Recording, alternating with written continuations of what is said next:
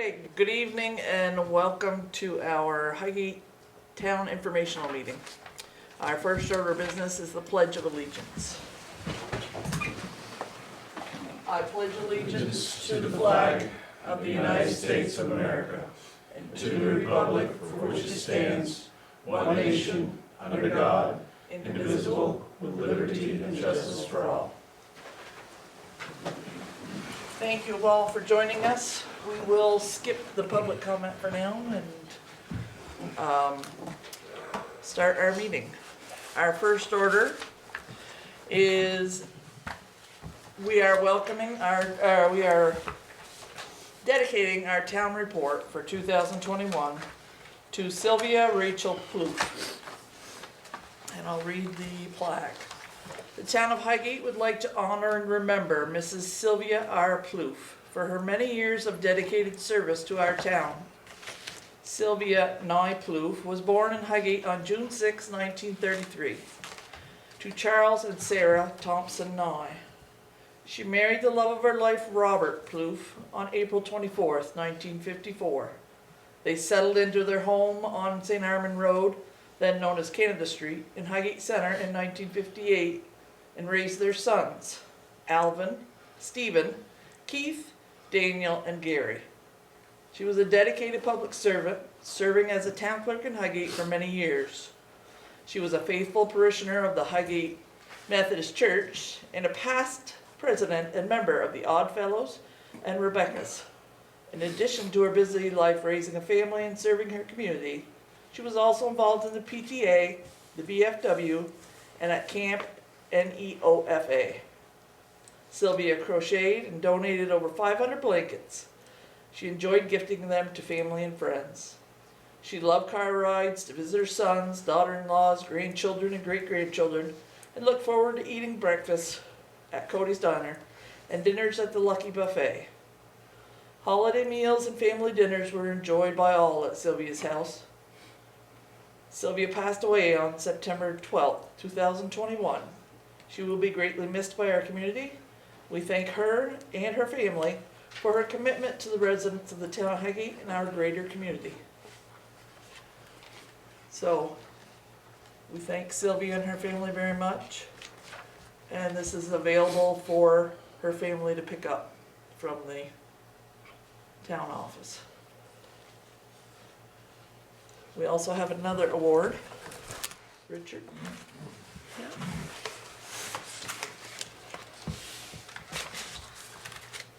This award is for a fellow that has put a lot of time in the town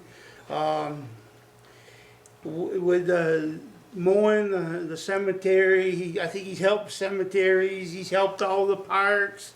I think that sometimes you see him out there, there's times I think he rakes the parks by himself. He gets the baseball, the diamonds ready, and baseball, softball. Brian has been a big help to this town and to our youth in the town of Highgate. And we'd like to present Brian Spears in honor of your years of community service for Highgate.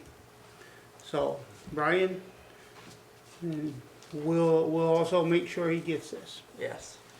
We thank him very much for his service. He's done a lot for our youth. And I think he'd rather mow the lawn in Highgate than go home. All right. So the information meeting for our town report. Seems like it came off quickly this year. So we will start by reading the articles. If anyone has any questions, we'll answer those at the end.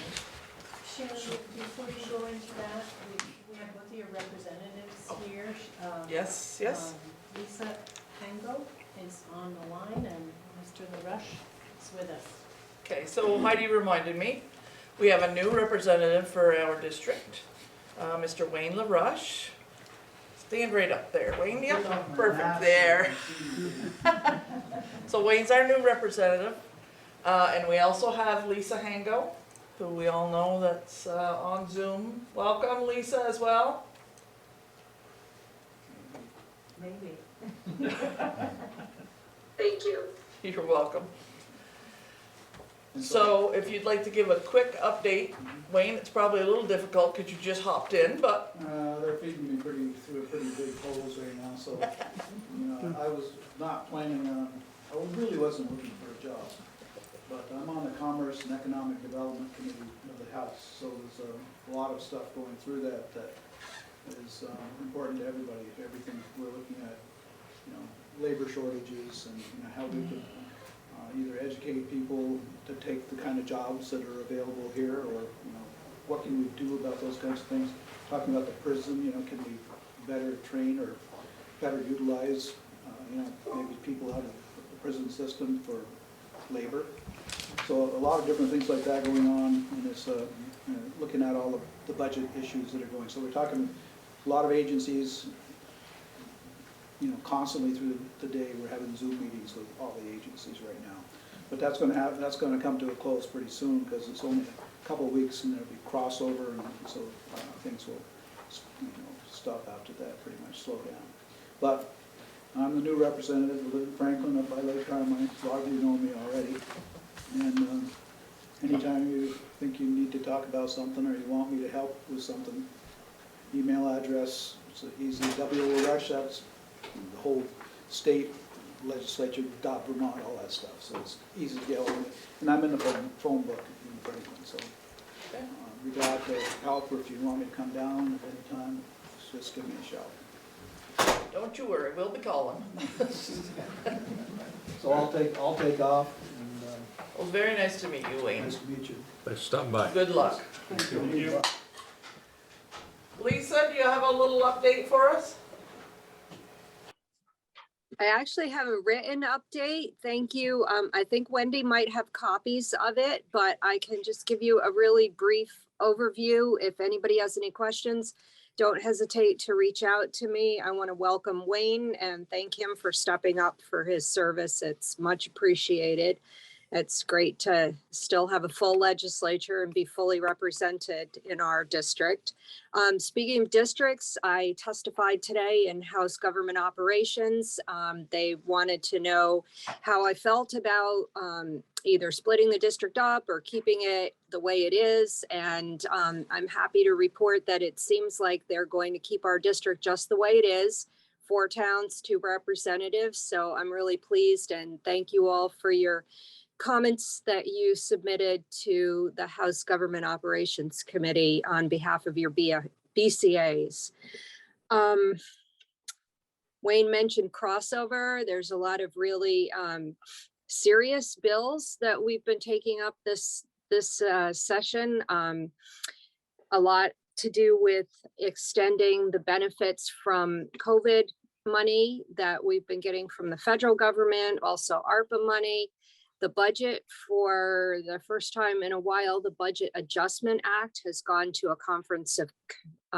a committee of conference, and that should be, their decision should be out by Friday, I believe, if not sooner.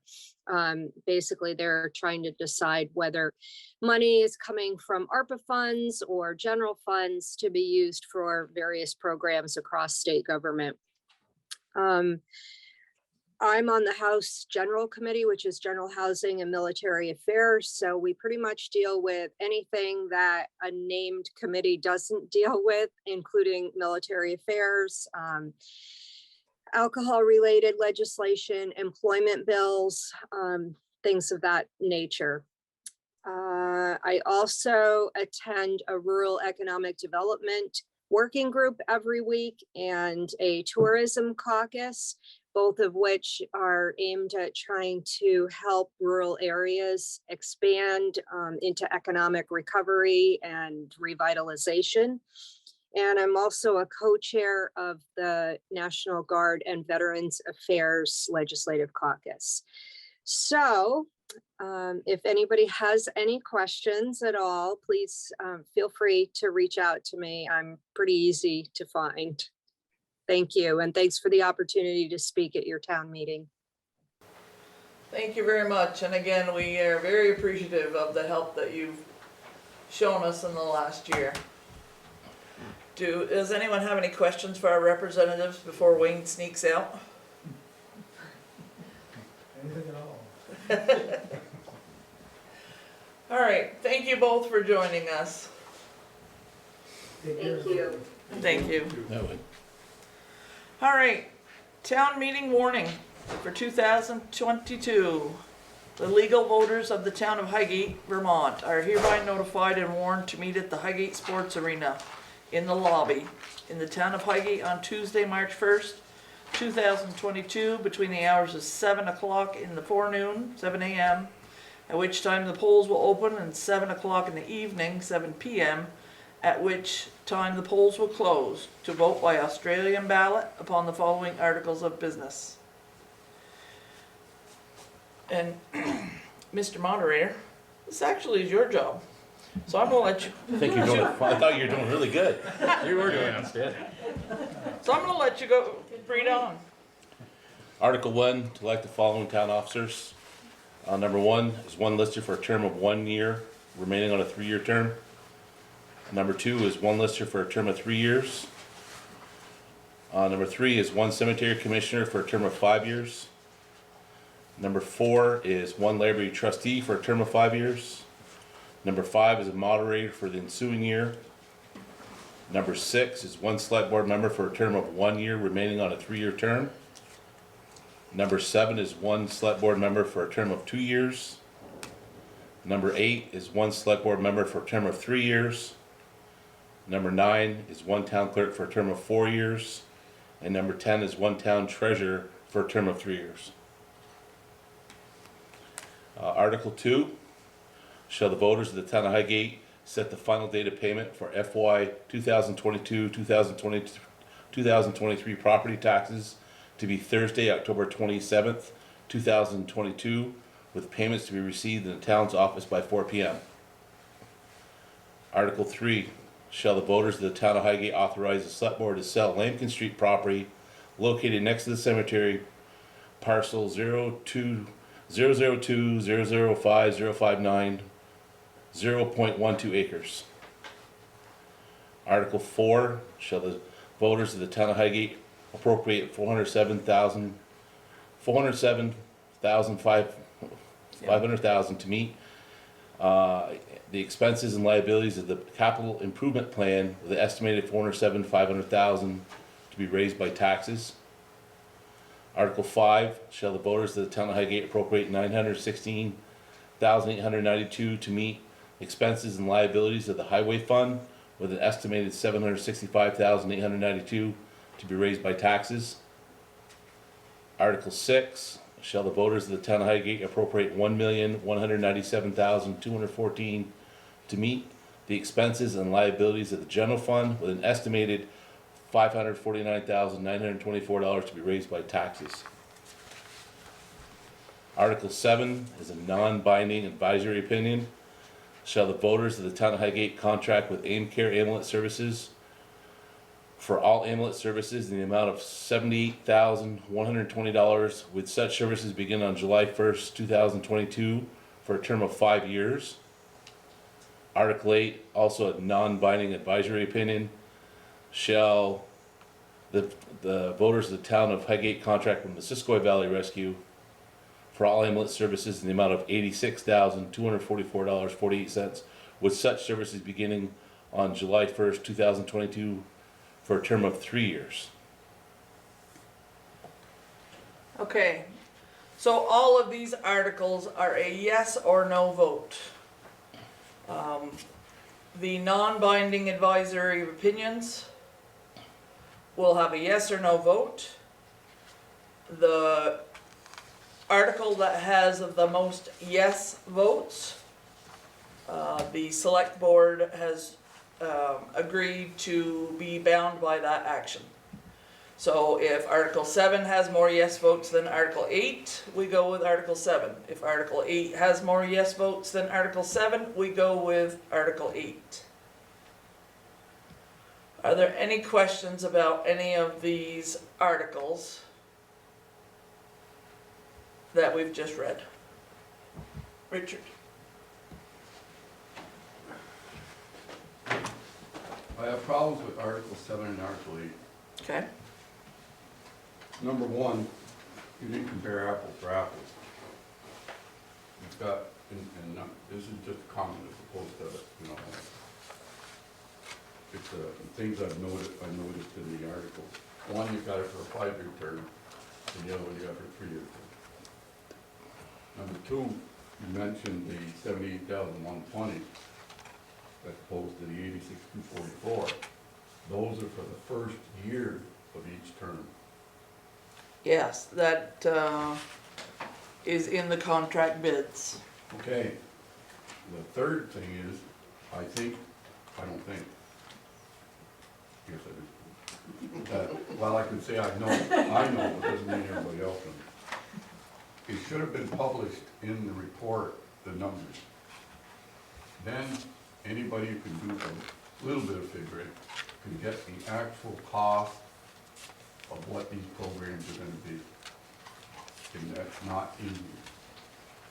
We had asked both AMCare and MVR to come tonight to explain some of this for you, but Yes, they're both on. they're both on, okay. Well, there's not an explanation needed at this Right. point. The observation is it wasn't printed in the book, the full, so that people can make a realistic and actual common sense decision on an issue. That said, I think it's the select board next time, when there is a next time, that they should ask for identical types of quotes and bids. And Amcare did not put per capita. MVR did put per capita. Per capita is what each individual costs, and the number they utilized was the 2020 population report census was 3472. I've got copies of this if the board would like to see. We have copies, Okay. yes, Heidi put If a anybody else copy of wants to them. Yep. look at the numbers, they're available. Per capita one, to me, was a very good comparison that MVR put out, that Amcare should have put out. And I did some figuring, I coordinated with Shelley to see if my numbers were correct, Right. and she agreed with them. The per capita cost of Amcare would have been $22.50 as opposed to $24.84. Then, of course, you factor in their 4% increase yearly, Mhm. and it boils down to, at the end of the 5th year, per capita, they're at $26.32. MVR didn't go that far. So we took it, we assumed it would be a 2% increase, because that's what they were utilizing the first 3 years. Using that 2%, at the end of 5 years, they're at $26.95. It's still a better equation, a better value on the opposite side. But then, and this is my own opinion, that 2% yearly increase isn't doable. They aren't gonna be able to do it. The COLA this year was almost 6. So just a fact that I think should be they should look into themselves when they give a quote, because it's gonna be, if they could do it, God bless them. I don't believe they can. I have some questions, and I agree with what he says, totally 100%. But I've had dealings with both Amcare and Missisquoi, and I'm a Missisquoi fan. I have always have been with their backs. I've had dealings with both cares. Last year, Missisquoi has covered St. Albans between 56 and 59 calls. Amcare is having a hard time covering these 5 towns. Do we want to go back to where we were 3 years ago? I don't. I don't. First day Amcare took over, there was a kid on the frontage road that was over a fence for a half hour. We had another instance where they did not know where to go. Another thing that people's got to think about too is the dispatching. You get Highgate way up to Highgate Springs, is Amcare going to be able to contact those people way up by the Canadian border? think about it, people. Money is nothing when it comes to a person's life. Nothing. I am an MBR supporter. I will always be an MBR supporter. But people's gotta think that little bit of money difference is nothing compared to a person's life. Nothing. And that's my personal feel about it. I will say in defense of both bidders, that I don't think anyone would sacrifice a person's life for any reason. I don't think there would ever be any intentional malice or intentional anything that they would maliciously do. I think both parties are professional ambulance services with dedicated people that are doing I the understand best they can do. But I've had dealings with both of them. I've had dealings with both. And What I'd like to do at this time is give both parties an opportunity to speak Yep. so that they can explain their bids, their ideas, because this is such an important and often emotion-driven decision that will give them each time to speak. So AmCare was listed first on the articles, so I will let MVR go first, please.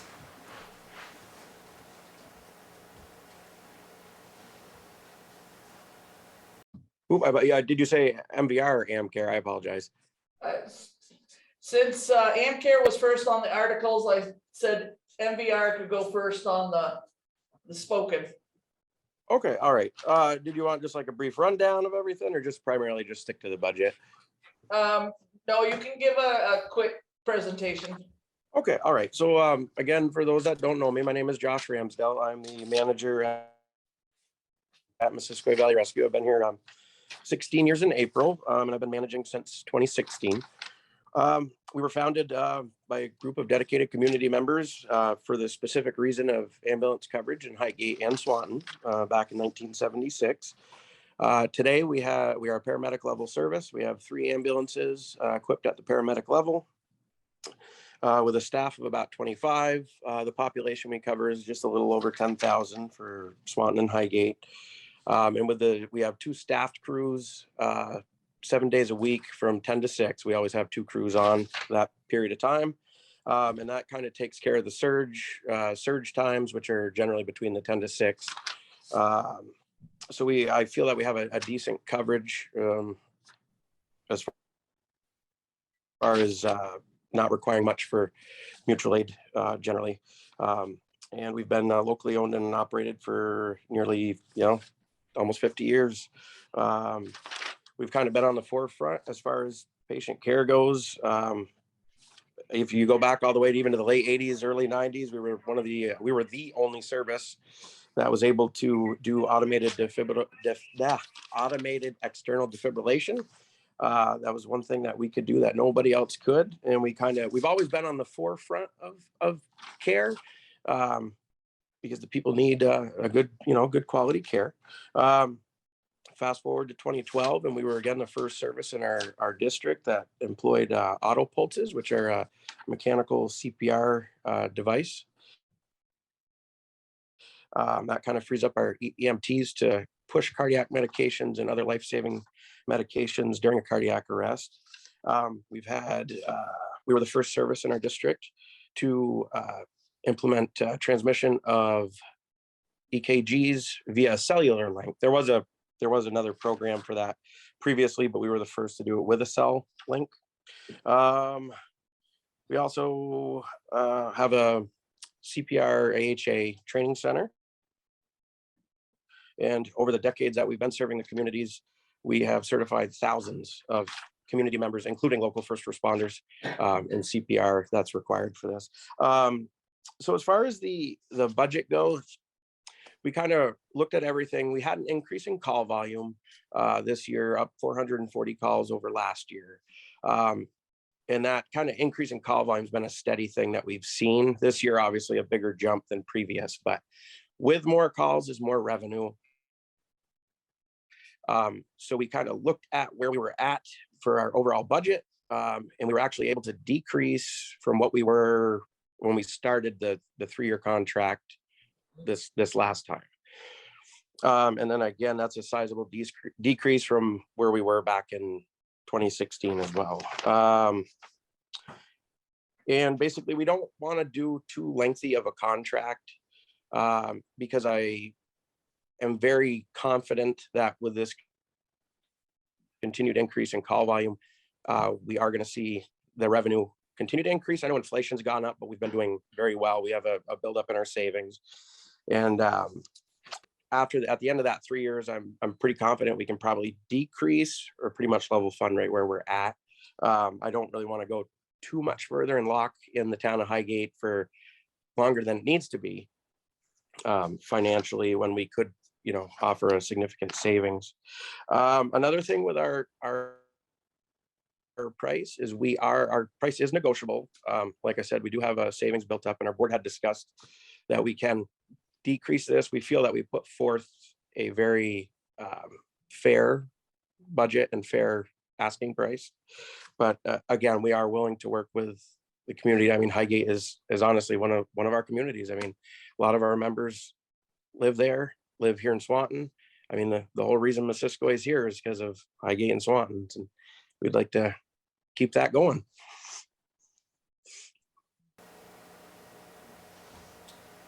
Okay, does anyone have any questions for Josh from MVR?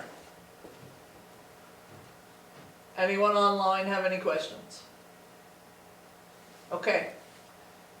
AmCare, could you give us a little rundown? Sure. I'm Will Rosenberg, President and CEO of AmCare Medical Systems. I'm going to let Clem Roger, our director, give you a little history lesson, and then I'll touch on the budget and take some questions and actually answer one of the questions that came from the audience prior to us speaking.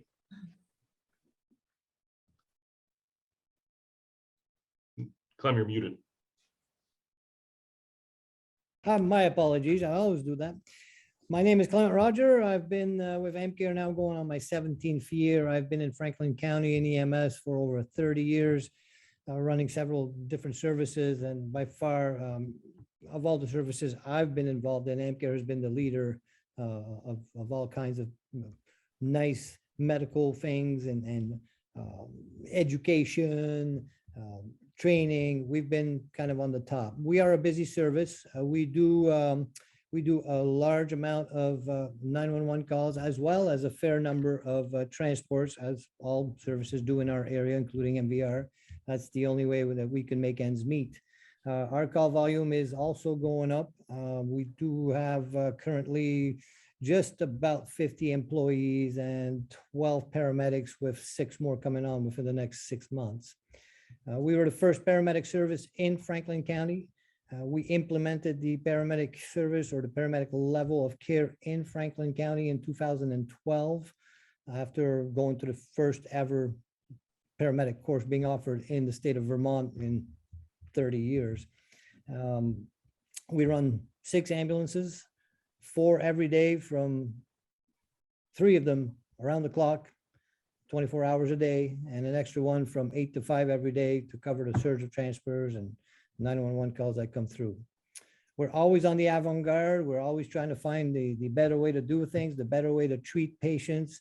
And by far, the most important thing we do is cater to our employees, who are the people that come to your house and render you care. The second most important person, of course, is the patient. If I have a happy employee that shows up to take care of a happy or an unhappy or injured patient, I have a good provider. If I have an unhappy employee, that provider may not be as good as he should be.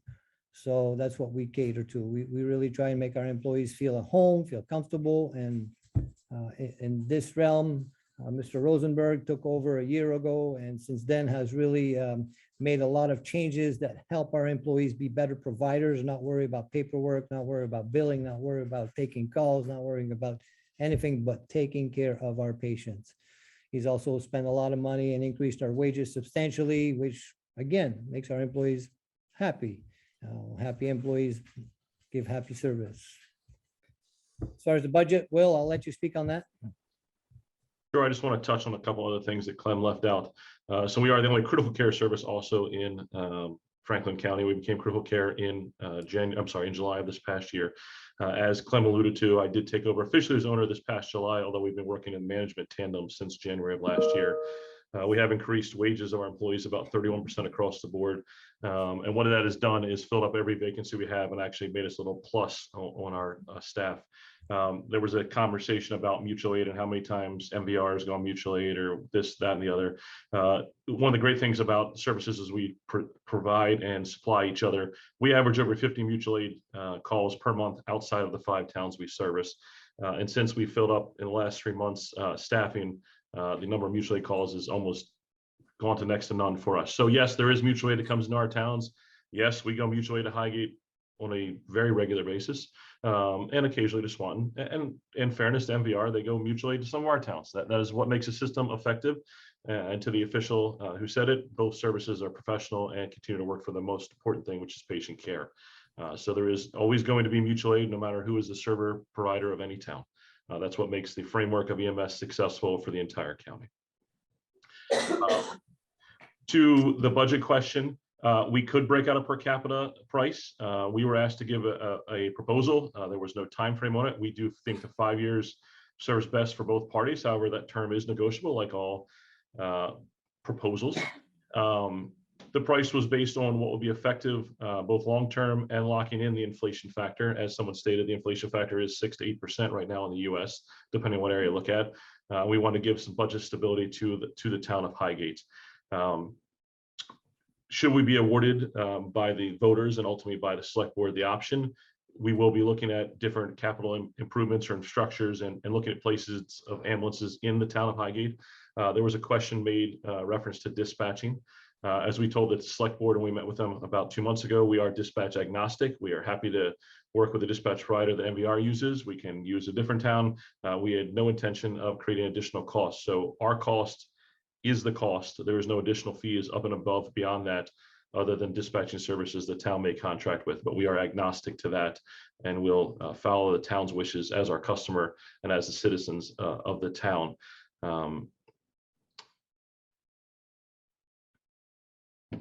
I think that's about it on the budget, and that's it on what I wanted to add. I'm certainly able to answer questions, but what I think the most important thing I forgot to leave out is, at the end of the day, what I've been able to do is provide some things to AmCare and to its staff, such as cellular-enabled GPS modems and tracking to provide the closest ambulance to the patient, way to transmit all data from the ambulances, including their patient care reports. They've gotten 14 new IV pumps, a new ventilator, 6 brand new ProPac X's, the state-of-the-art cardiac monitors out there, the newest and greatest. And we continue to invest capital into making the best patient care out there, including going to the critical care and raising the bar of education for the providers. So with that, I think we are prepared to take any questions from the. Okay, does anyone have any questions for AmCare? Either Clem or Will. Okay, we thank you both for giving us your bids and thank you both for your willingness to serve the town of Highgate. Thank you. Okay. Sharon, I have a question for the select board. Yes, Ty. So listening to this whole, these 2 articles be discussed, it's a non-binding advisory vote, but the select board, correct me if I'm wrong, has agreed to whichever provider the taxpayers vote or the voters vote to go with is who the select board is going to go with, correct? Correct. When we had this issue come up before, we went to arbitration in the court system.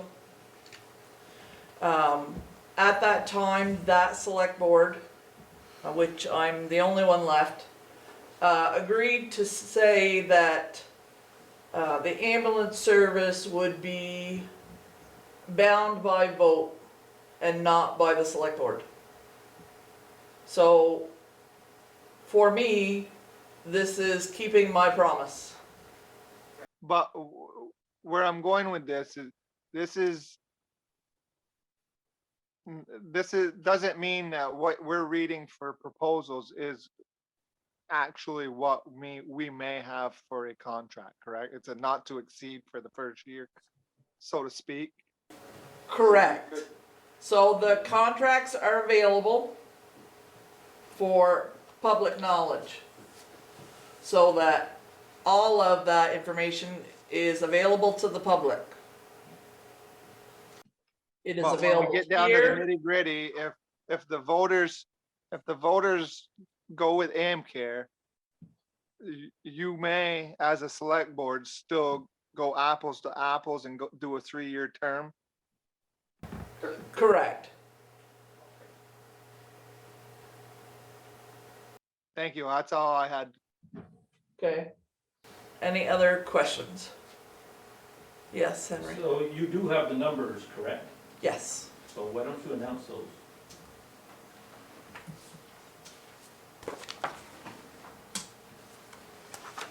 Please.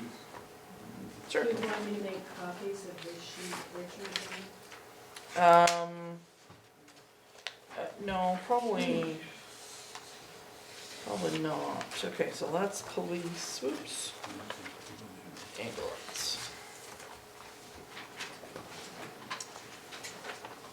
I have the information. Everybody else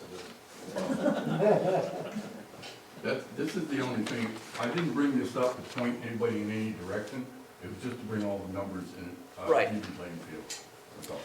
Okay, so MVR's bid, 3-year term, July 1st, 2022 to June 30th, 2025. First year, 2022 to 23, the price would be $86,244.48, which is $24.84 per person. 2023 to 24, the price is $87,969.37 for a per capita of $25.34. 24 to 25 would cost the town $89,728.76, which is a per capita of 25.85, which, as Richard pointed out, is a 2% increase per year over the 3 years. AmCare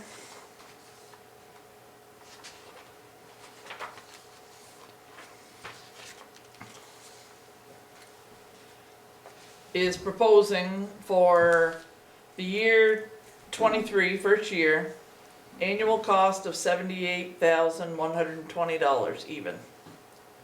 For the second year, 2024, $81,244.80. For the third year, $84,494.59. For the fourth year, $87,874.38. And for the fifth year, $91,389.35.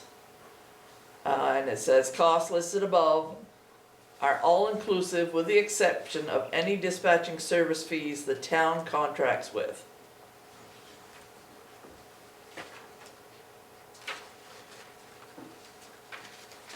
So those are the actual bid numbers.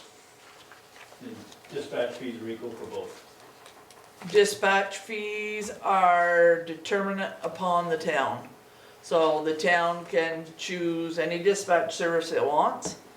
MVR is currently with Middlebury. You are still with Middlebury, correct, Josh? Yes, that's correct. Okay. Currently, we are told by Will that from AmCare that they will go along with any dispatching service that we want. If we want to stay with Middlebury, or if we want to contract with St. Albans, but that will be on the towns to contract. Speaking, madam, if I may speak briefly, I apologize. Absolutely. So just to answer the gentleman's question about dispatching, currently all 5 of ours use the town of St. Albans. However, one is looking to branch out without giving out their secrets. And we've indicated to the town that we would use whoever they want. We're agnostic to them. We also could assist them in getting the same price as Middlebury, possibly with other places. We would help them negotiate the lowest price possible. But whatever they chose to do, we would work with as the town's customer, the town being our customer, I'm sorry. And are we dispatching with anybody now for police and those? We dispatch with both St. Albans and Middlebury. The ambulance service is through Middlebury dispatching, and the fire department and police are through St. Albans. And one other question as far as, it's probably directed more to the fire department. Have both entities trained, and is there any feedback on that? Kyle and Richard, I'll let you answer that. I don't believe the fire department's ever worked with Middlebury. No. I'm talking training from MVR or Enter. Well, there was training on both sides. I'm asking for feedback. To my knowledge, I mean, I've had training on both sides myself personally. It was equal, it was comparable. Yeah, I would say, I don't believe there was a, no, Okay. both were good. Okay. Any other questions about the ambulance service? As I said, all of this is public information, specifically for this non-binding advisory opinion. And this was written up with the assistance of the town's lawyer, so that we did this legally and appropriately, because we weren't exactly sure how to do it, to allow the voters to have the final opinion.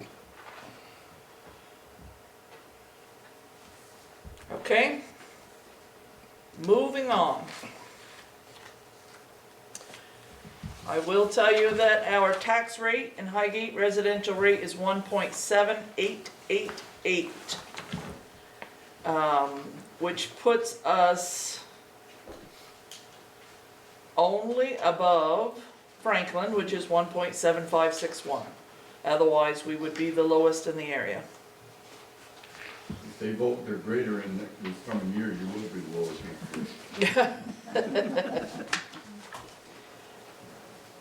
So, as a reminder, there is no open floor town meeting. You will go to the arena to cast your vote. You will ask for a absentee vote, but everything will be voted yes or no on an Australian ballot, and that is of course due to COVID, which we will go back to a floor vote hopefully next year, but at this time, when we had to make that decision, that was the most appropriate decision at that time. So, May 1st, which is right around the corner, 7 a.m. to 7 p.m. at the arena. Wendy and Shelley will be there with bells on. March March 1st, sorry. Sheesh. started with them. Yep. You're gonna be there all alone. All right. And just a quick question on the CLA and the tax rate. Yes? So if there was, am I correct in saying if you were to adjust the tax rate by your CLAs, you would have a different number as a tax rate, correct?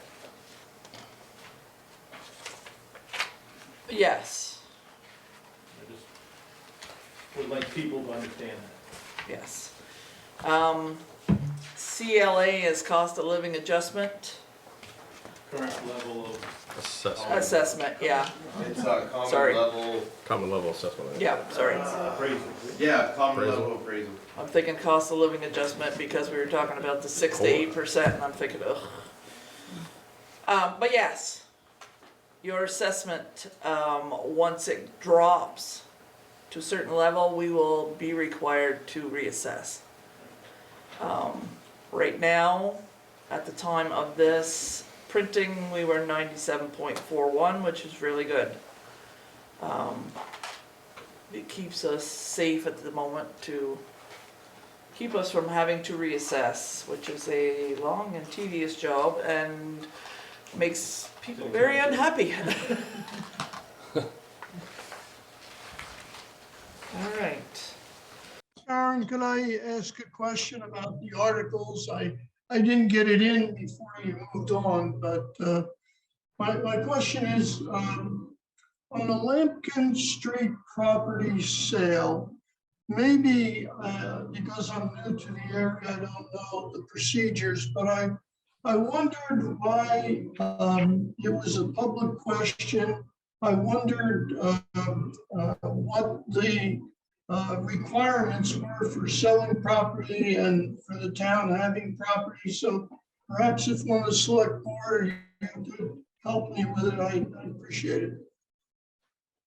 Okay, so the select board isn't allowed to buy or sell property on its own. That's required to go through the voters. Just like anything over a certain dollar amount is required to go through the voters. This particular piece of property was brought before the voters previously at an open town meeting. Unfortunately, there was a dispute as to who actually owned the property and where it had been donated or possibly donated. Those discussions have all been for naught. We have done a lot of research and the town still does own that piece of property and really doesn't need it. So we'd like to sell it, if possible. It's a very small piece of land. It would not be usable for a building lot, but perhaps one of the neighbors or the church would be interested in that since it's alongside the cemetery. So we're asking the permission of the voters. So this would be sold at public auction, is that correct? Yes, or we could take bids. So at this present time, you don't have an actual buyer? Correct. Okay. Just Correct. curious. But it would behoove anybody to look into it. Like you said, at 0.12 of an acre, unless it's a budding landowner, it's Right. a locked piece of land, it can be used for anything else. Right. Walk your dog on, maybe. I think that adjoining landowner that purchased the Greenway property is interested in it. That's true, Heidi. But sorry, say again? That is true. The new owners of the former Priscilla Grenier property are interested. Okay.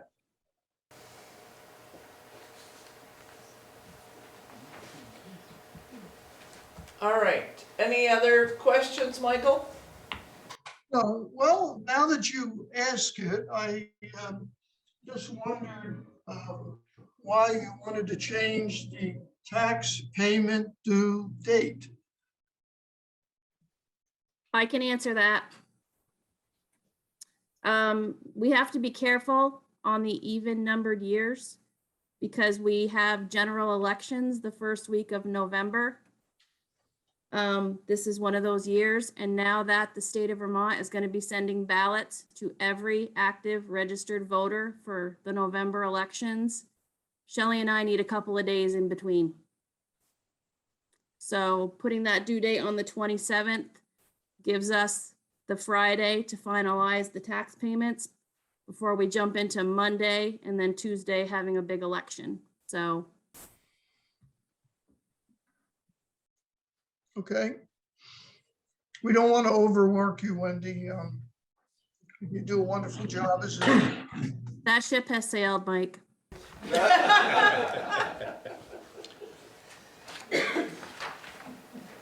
I'd like to make a comment if I could please on Article 7 and 8 on the rescue service.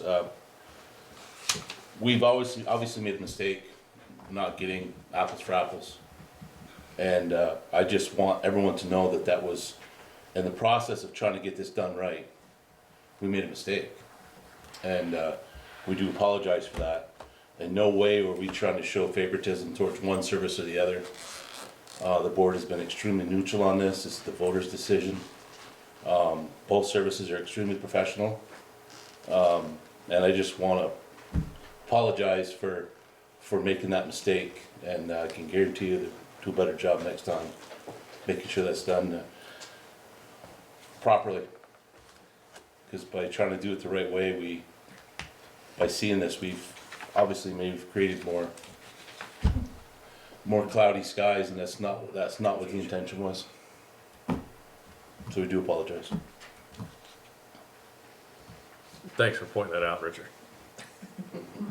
I didn't do it. Oh, I know, but no, it's just good. that when No, it's you're looking important. for It is. information, Yep. And yes, it's available. It's important. But I had to find it on the town clerk's board and search on the internet, on Facebook. Well, not everybody has that capability. Well, a lot more kids than me have the capability. So you should have some kids to help find it for you. Yeah. Anyway, that's the only point I was bringing up. There was no malice intended. There was nothing. I just want to make sure the voters know that that was not done in any way to. We screwed up. One thing about the tax sale, people are so used to coming in on that Friday to pay the taxes. Wendy's gonna have to make sure that she puts it on the board out there, because people are not gonna be, they're gonna think to come in on Friday and pay the taxes, because they're used to coming in Friday at 4 o'clock. Yeah. And another thing to bring up, just a minor fact, that don't rely on the mail getting here in a couple days. Right. Yeah. Because that's where some people got caught this year. Yeah. They thought they'd get it here in a couple days, and it took longer than that. I've had mail a mile from me take a week. I could have walked there and back. Well, it took my father 2 months to get his tax bill. It's further up.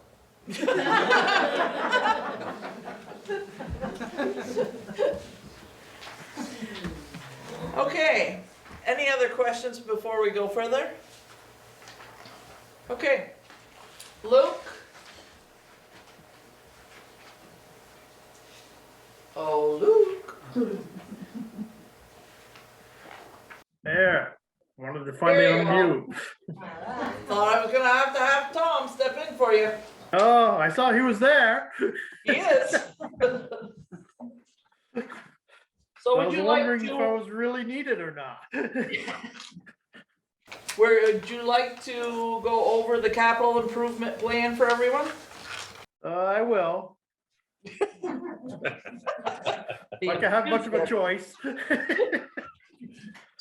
But, like pretty much like most years, a lot of effort gets put into this. I mean,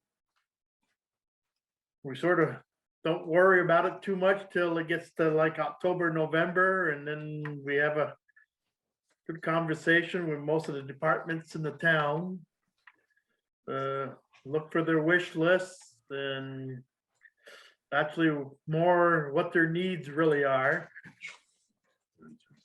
So I guess we'll start with the complex. We'd like to put an eventual replacement of some of the flooring in the town clerk's office and the community room. Instead of putting $5,000 towards that project. Then the Parks and Recs department. We had a long talk about this, and we decided to put a 10,000 towards an eventual replacement of the Zamboni. We like that sucker to last forever, but we know someday it's gonna go to hell.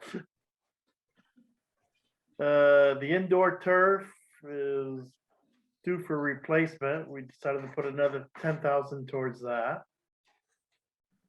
And the arena parking lot pavement, if I'm correct, would be to pave the area that goes towards the new storage building. Uh, We're hoping that'll be enough. Like cost of a lot of things, maybe it'll take more, but hopefully the 10,000 added on to what we had before will be enough. And the arena roof, there'll be some work to be done to that eventually, and we decided to start the process of putting some money aside and decided to put $5,000 towards that project. The Highgate Public Library and Community Center. We'd like to continue where we've been the last few years, except I think last year was a little less. Put 50,000 towards the eventual relocation, building of a new library. The Highgate Volunteer Fire Department. We decided to, which we just replaced, basically fire engine number 1. We decided to start a slow process of building up the funds for its eventual replacement, and hopefully many years down the road. We decided to put 5,000 towards that. Fire engine number 2. We decided to put $25,000 towards its eventual replacement. And decided to start putting some money aside for the eventual replacement of our tanker truck. We decided on $2,500 there. Actually, I should have given totals on the other ones. So for the fire department, it's a total of $32,500. And actually in the Parks and Rec department, their total came up to $35,000. Okay, so the Public Works Highway Department, we put $20,000 towards the eventual replacement of the grader. 30,000 towards the eventual replacement of the loader. 30,000 towards the eventual replacement of the backhoe. 30,000 towards the eventual replacement of the 2014 Western Star tandem truck. 15,000 towards the eventual replacement of our 2014 F550 compact dump truck. 40,000 towards the replacement of the International single axle truck. And 25,000 towards the eventual replacement of the 2020 International tandem truck. And we also got $5,000 for disc mower, for a total of $195,000. And then around the town capital projects, transfer station slope stabilization phase 2. Started to put 50,000 towards an eventual, who knows how big a bill it's going to be. 25,000 towards the Macy Road slide. 15,000 towards the village core master plan, for a total of $90,000. So basically everything added together is $407,500.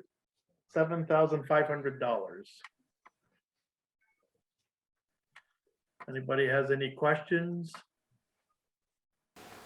That is a decrease from last year's ask. What was it last year? It was $3,500 more.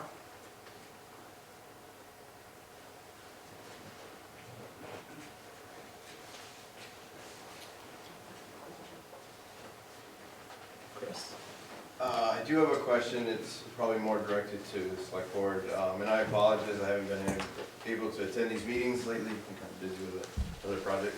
But as I live on the Mace Road, I'm just kind of curious, you know, can I get a quick overview of the Mace Road project? I mean, I don't need details, I'm just curious, is it gonna fall in the river this year, or? I'm assuming we're not gonna let that happen, but I just was curious. Well, it's funny you should ask. Yeah. Because at last week's meeting, we had an update to tell us basically that they didn't know what to do. We've been going around and around this thing for years with the same explanation given to us.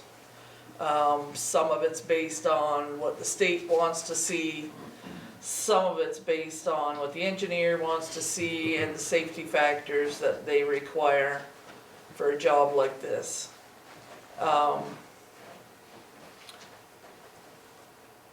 The select board has chosen to step back and try to reevaluate where we are and what we are going to do with this disaster. We keep chasing that river, or the river keeps chasing us. We don't have a great solution. The engineer would like us to use concrete nails underneath the road to try to hold that 300-foot section in place. Will it hold? We don't know. Richard's on the TAC committee on the transportation side, and he's been trying to help us as well. It is unfortunate that the worse condition that's in, the more attention we get from the state. Not to say that any of us want anyone to be harmed, but this is a pickle. We are damned if we do and damned if we don't. We've considered closing the road. We've considered putting it to one lane. We've considered letting it fall in the river. We've all kinds of crazy ideas. We've considered moving the road. And we've considered going the route that they're suggesting we take. But it's a lot of ifs and a lot of money. You know, this started out as $1 million project, which we had funds for. It's probably over $3 million now. If it works, if we could find somebody to do it.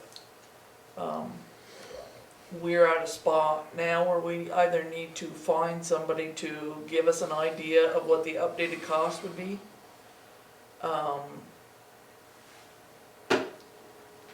We're pretty discouraged, to be honest.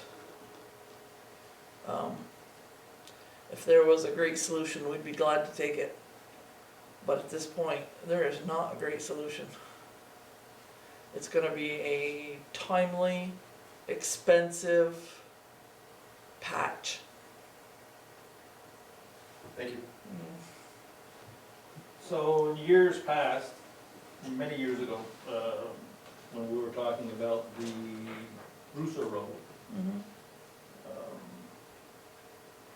the then governor had basically told us, we got money for you if it fails.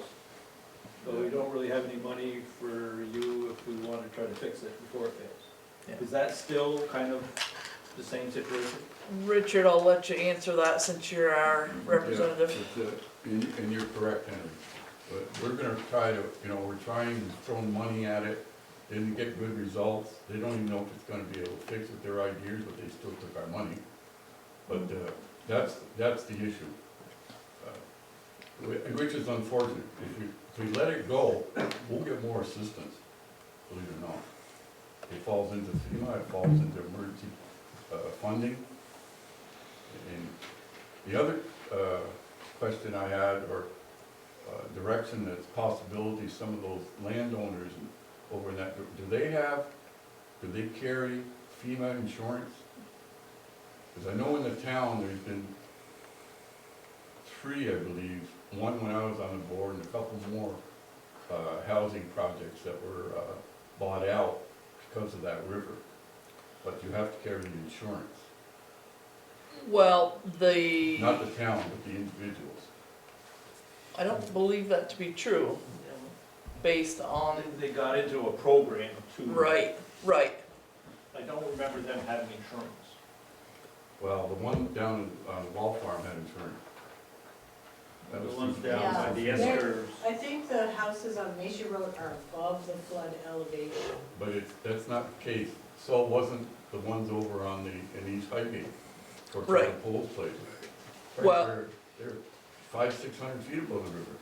Right. Yeah, but the river was undermining it down there, and there was slippage. How many 500-600 feet from up. that to that trailer that just got taken over? Quarter of a mile? It's not even that, is it? Right. 600-800 feet? Yeah. So 600 or 800 feet from this patch that's collapsing was a trailer. We got that trailer into the FEMA program because you could walk out their back door and fall down the river. It was that close. It was severely dangerous to those that were in that trailer. Heidi reached out, offered them this option with the town's help, and we were able to help those people get out of that situation. We are not finished with that FEMA project, but that is one that is right on that river, very close to where our repair needs to be done. Because Henry was on board when they did one of the slides, and I was on board. He talked about many years ago, I was many years ago. Yeah. The other slide to be corrected on the river. Unfortunately, the river, if we don't have any 100-year rains, you're gonna get away with it for a while. But if we have that 100-year, 200-year rain where she raises up 10 feet. Well, look at the flood 2 years ago, Yeah, when the water was up to the bottom of the brand new bridge. yeah. That's unheard of. I mean, who would have ever thought that? Yeah. You know, it was just But you don't unbelievable. know when Mother Nature's gonna rear her ugly head, That's right. and most of the time she's pretty nice, but Don't Don't take slap her her. off. Yeah.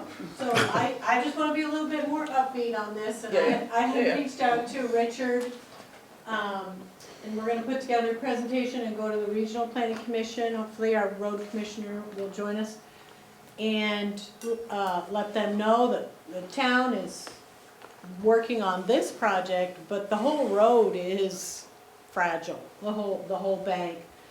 And look at getting a regional planning initiative, because Sheldon uses that road and Franklin uses that road, and there's no reason that they shouldn't be involved in the planning and looking at those questions that you've kicked around already, like what's the best thing to do? FEMA does have brick grants to do those kind of big planning projects, because it doesn't seem sustainable to keep fixing Right. Band-Aid fixes. So that's in the works. But I just wanted to touch back on the Macy Road grant. We have 2 grants in hand. One is for $734,800, one is for $660,000. So we've gotten 1.3 million towards what was a 2.8, as Sharon said, it's probably a $3 million now.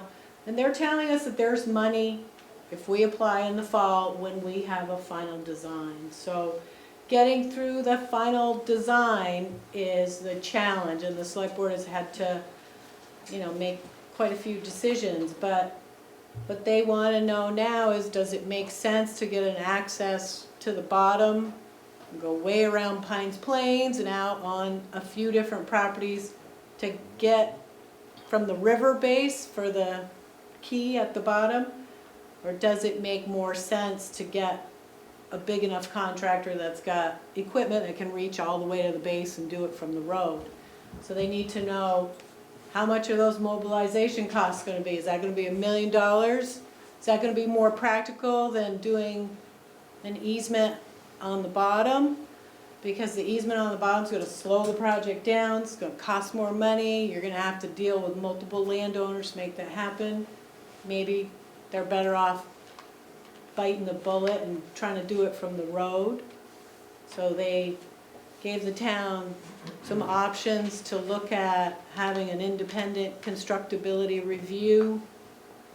Does the project make sense to do from the road? What's the most feasible? So there's a couple different options, so that's, the select board once again has to make some tough decisions about how to move forward with it. So I can't say I agree that we won't have money available for this, and I think if it does fail, you'll be eligible for FEMA, but it's the same 25% match that you have now in this program.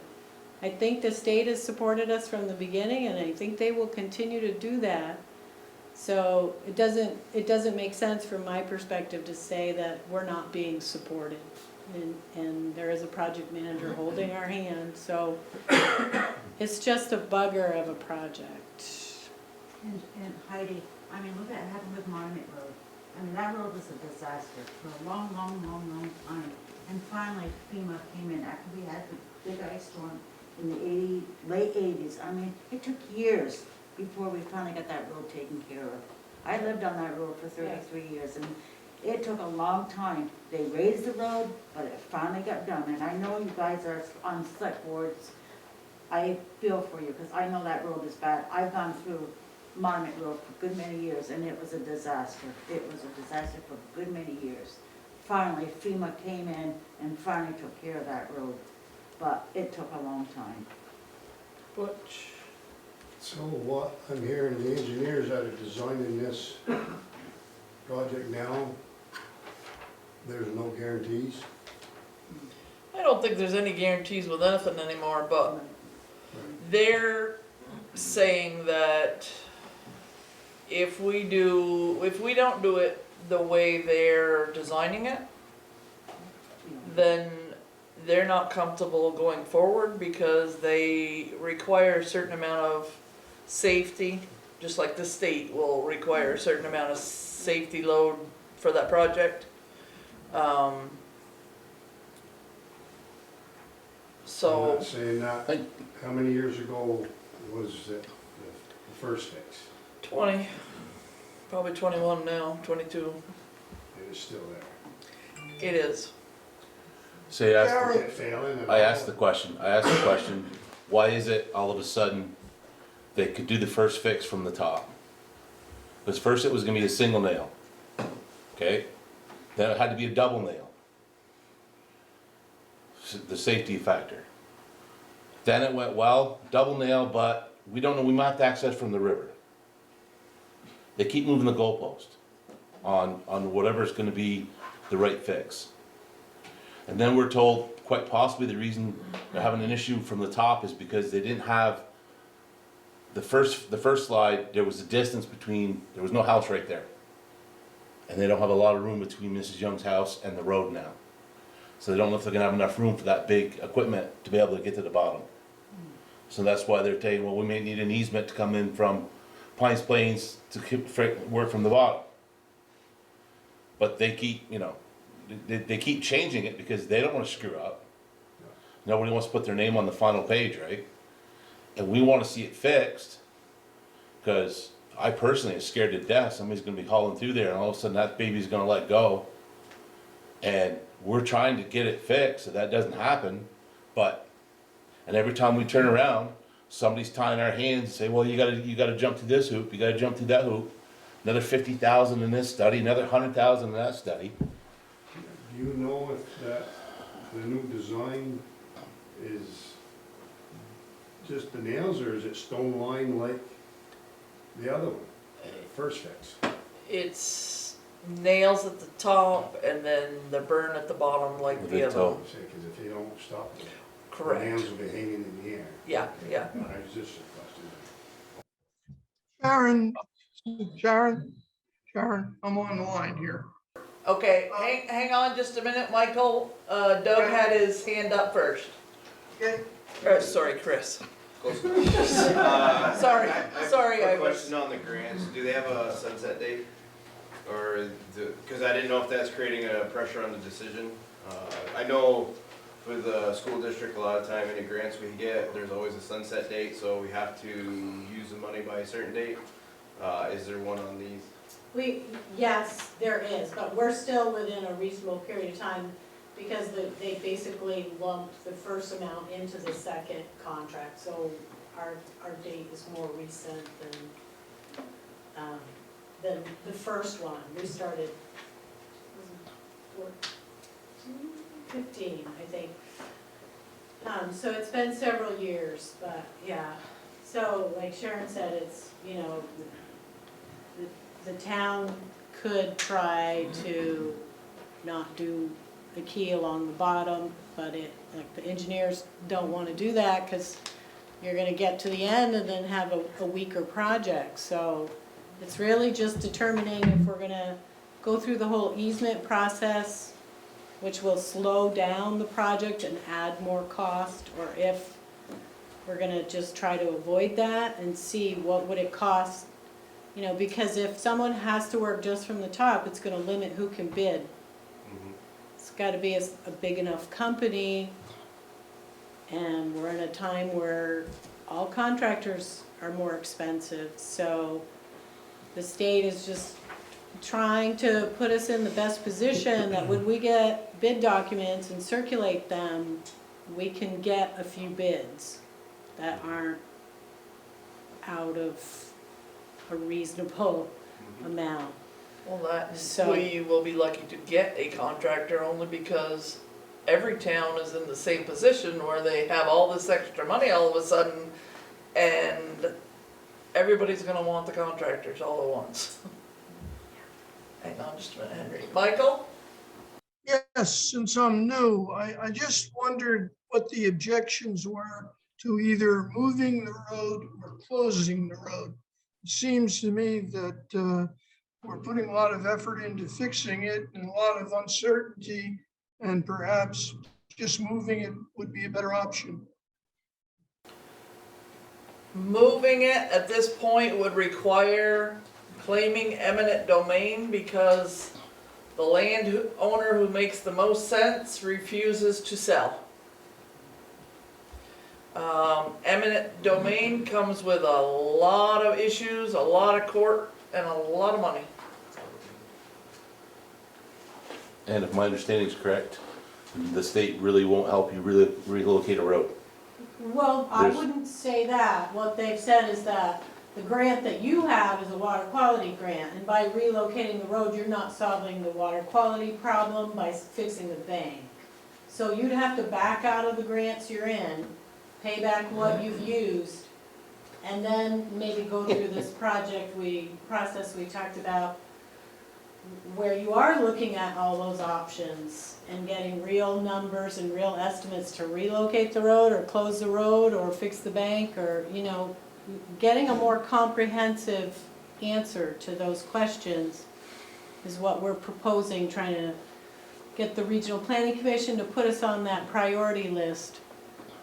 And I, you know, just as a comparison, I would just say, when we went through the bridge project, that was a really big project also.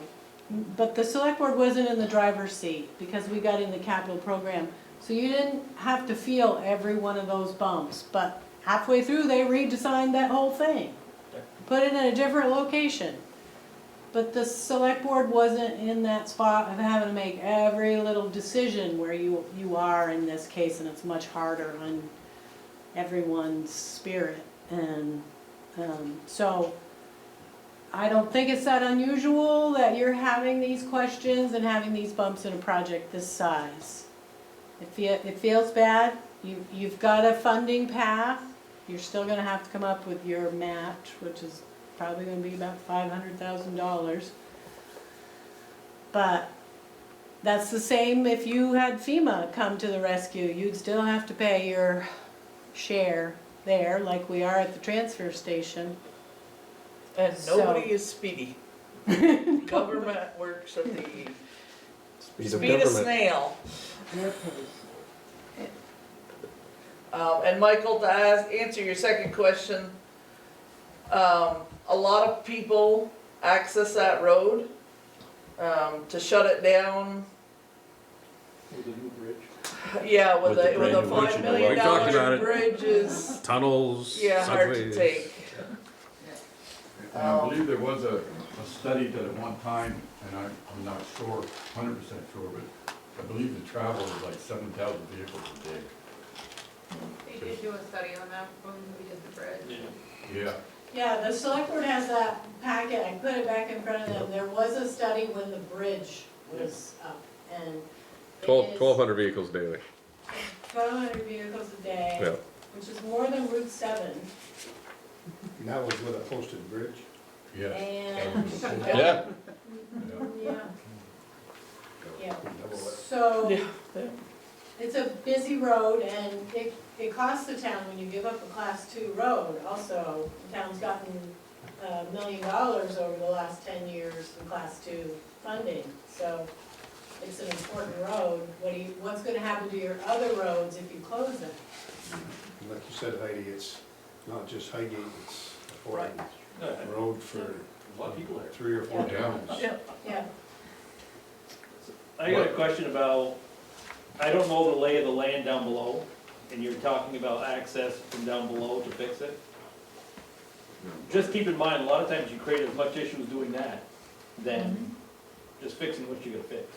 Yep. So, just keep that in the back of your minds.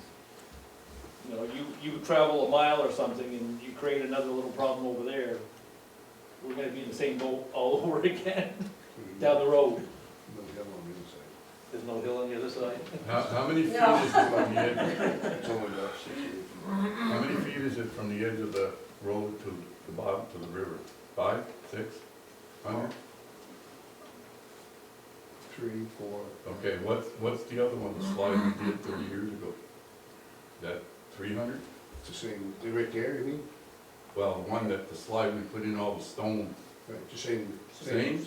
Yeah, it's a 300-foot wide section. Oh, It's just down the road from it. The pitch of it.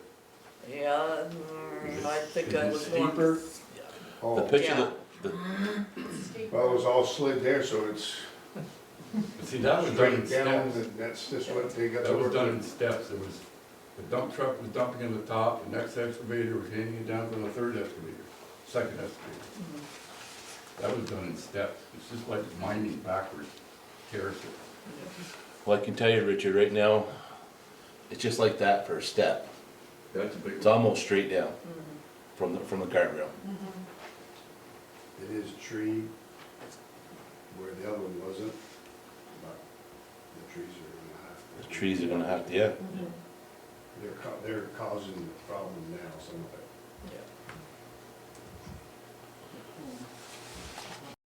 So Sharon, off the top of my head here, with all your engineers and studies and everything, did anyone think about redirecting the river some? Is that something that got considered?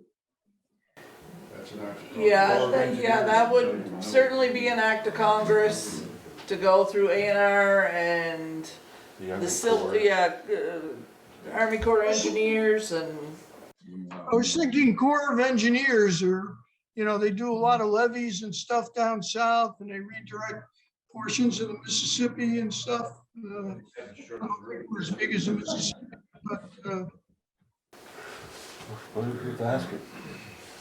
This is Vermont, they have turtle on how to say. That's right, it's, There's a the snail, river is snail very down there we have to protected in the protect. state of Vermont. But I'm sure all those avenues would be explored. Definitely should look into it. I mean, you should ask the Iron Corps, just ask. The whole thing. Once it costs $100,000 to ask, then I wouldn't ask. It's gonna cost us that first, another study anyway. Yeah, So, yeah, to see what type of turtle's down there. Don't ask. Or snail, like Vern said. okay, so we can get through this. Capital improvement, is there any other questions about the capital improvement? I apologize, I didn't mean to derail your. Oh, no, that's fine. You absolutely can have the So- floor. Who makes the decisions on what we're purchasing for equipment? And the reason I'm asking, in the past, it's always gone to the voters and said, okay, we're gonna buy X, Y, Z for a truck, do you agree? Yes or no? And there's debate, and then it's the same thing with the grader, with the tractor, with whatever. My question is, that's my trouble with the CIP. So you are committing funds for a replacement, but Yeah. not for a particular replacement. Exactly. So you would rather see it, say, for a 2025, Part of my issue is, let me ask you this, are we gonna go back with a single axle the next time you trade that truck in, or are you gonna go back with a tandem? not if I'm If here. you look at the number, they, Okay, so that's the why I'm asking these questions. Yeah, the reason being that, that truck, for, as an example, is just built too light for what we're asking it to do, and that can be proved out by the maintenance that we've had to do on it. And my take on that is, if that question would have been asked of the town, I think there would have been enough feedback to say, you better really think about this. Yeah. And that's kind of my issue with the way the CIP is designed. I wasn't gonna see a P, wouldn't be Exactly, I understand. but it was done historically different. I'm not saying it was done incorrectly, just historically different. And I put a lot of weight on the voters' feedback and agreement with the direction that we're going in as a town. So, I can say, Sharon, that between, the select board and myself, we've, come up with a lot of these figures, and for our replacement, there's probably, I don't know if there's more participation in the select board or knowledge, but, your question, we talked about these, replacement and what it's gonna be, right. So, to speak to your question, Henry, the select boards, once they are close to their final figure for what we believe the cost of the vehicle would be, the time we bought the fire truck, that was brought to an open town meeting. And we said, okay, if you give us $25,000 more money, we will have the money to purchase a fire truck. So I would say that there is your opportunity. If you want to put input in as a voter, then that would be your opportunity to do so. The truck that was replaced, that was different. Yes, the voters were told that we'd have enough money, but there was a committee of people from the public that came and had a discussion about what truck options they felt were the best out of the several that had been quoted, and what those replacement values and trade-in values would be for those vehicles. So there was voter inclusion, but I'm not sure how to do it any different than that. I know, and that's, like I said, that's what I'm not really crazy about the CIP. To me, what we were doing in the past probably wasn't perfect. But at the same time, I think we were buying what we needed when we needed it. And this is taxpayer money, and I'd like to be able to save for all my little wishes too. And I'm not saying it's wrong, I'm just saying I'm not real crazy about it yet, and it's been a while, So, are you saying that it would be better if, say the single axle international broke down tomorrow and it was gonna cost an outrageous amount of money, that you would rather take out a loan and buy a truck tomorrow? Is that what you mean? I think that the select board has always had the authority to make those big decisions when an emergency shows up. But I think the everyday runnings of the town historically have been brought to town meeting to say, okay, this is what we need. Yeah. One of the things I had asked for when the CIP first got originally started was, okay, if we're putting money aside for X, Y's, and Z's, before those get purchased, why don't we go to the voters that one last time and say, okay, we get the money now, and get their approval. Well, that's what I thought we did with the last two. But there's nothing saying that that's the way it's gonna go for all of these items. It's not part of the policy, it's not part of. That is correct. We didn't ask the town if they wanted to put $50,000 into the transfer slope or $5,000 into the flooring of the municipal building. No, but again, historically, those could be talked about at town meeting. Yep. So, There again, I'm comfortable with that. yeah, for us, the town meeting would be right now for this year because of the Australian ballot. Yeah. But historically, I think the town has the ability to speak up and voice their concerns for or against a lot of these projects. Would you feel better about it, Henry, if there was just a policy that at that final, you know, if the new vehicle's gonna be bought in 2026, that at that previous town meeting, that it will come to the floor to be discussed before? I would like to see that. I'm not saying that just because I'm asking it's the way it should be, but that's my feel. It's reasonable, which is. My only thing with that is, It's more red tape, it's more. well, that and we try very, very hard to be as transparent as possible. All of our meetings are open, they're all warned.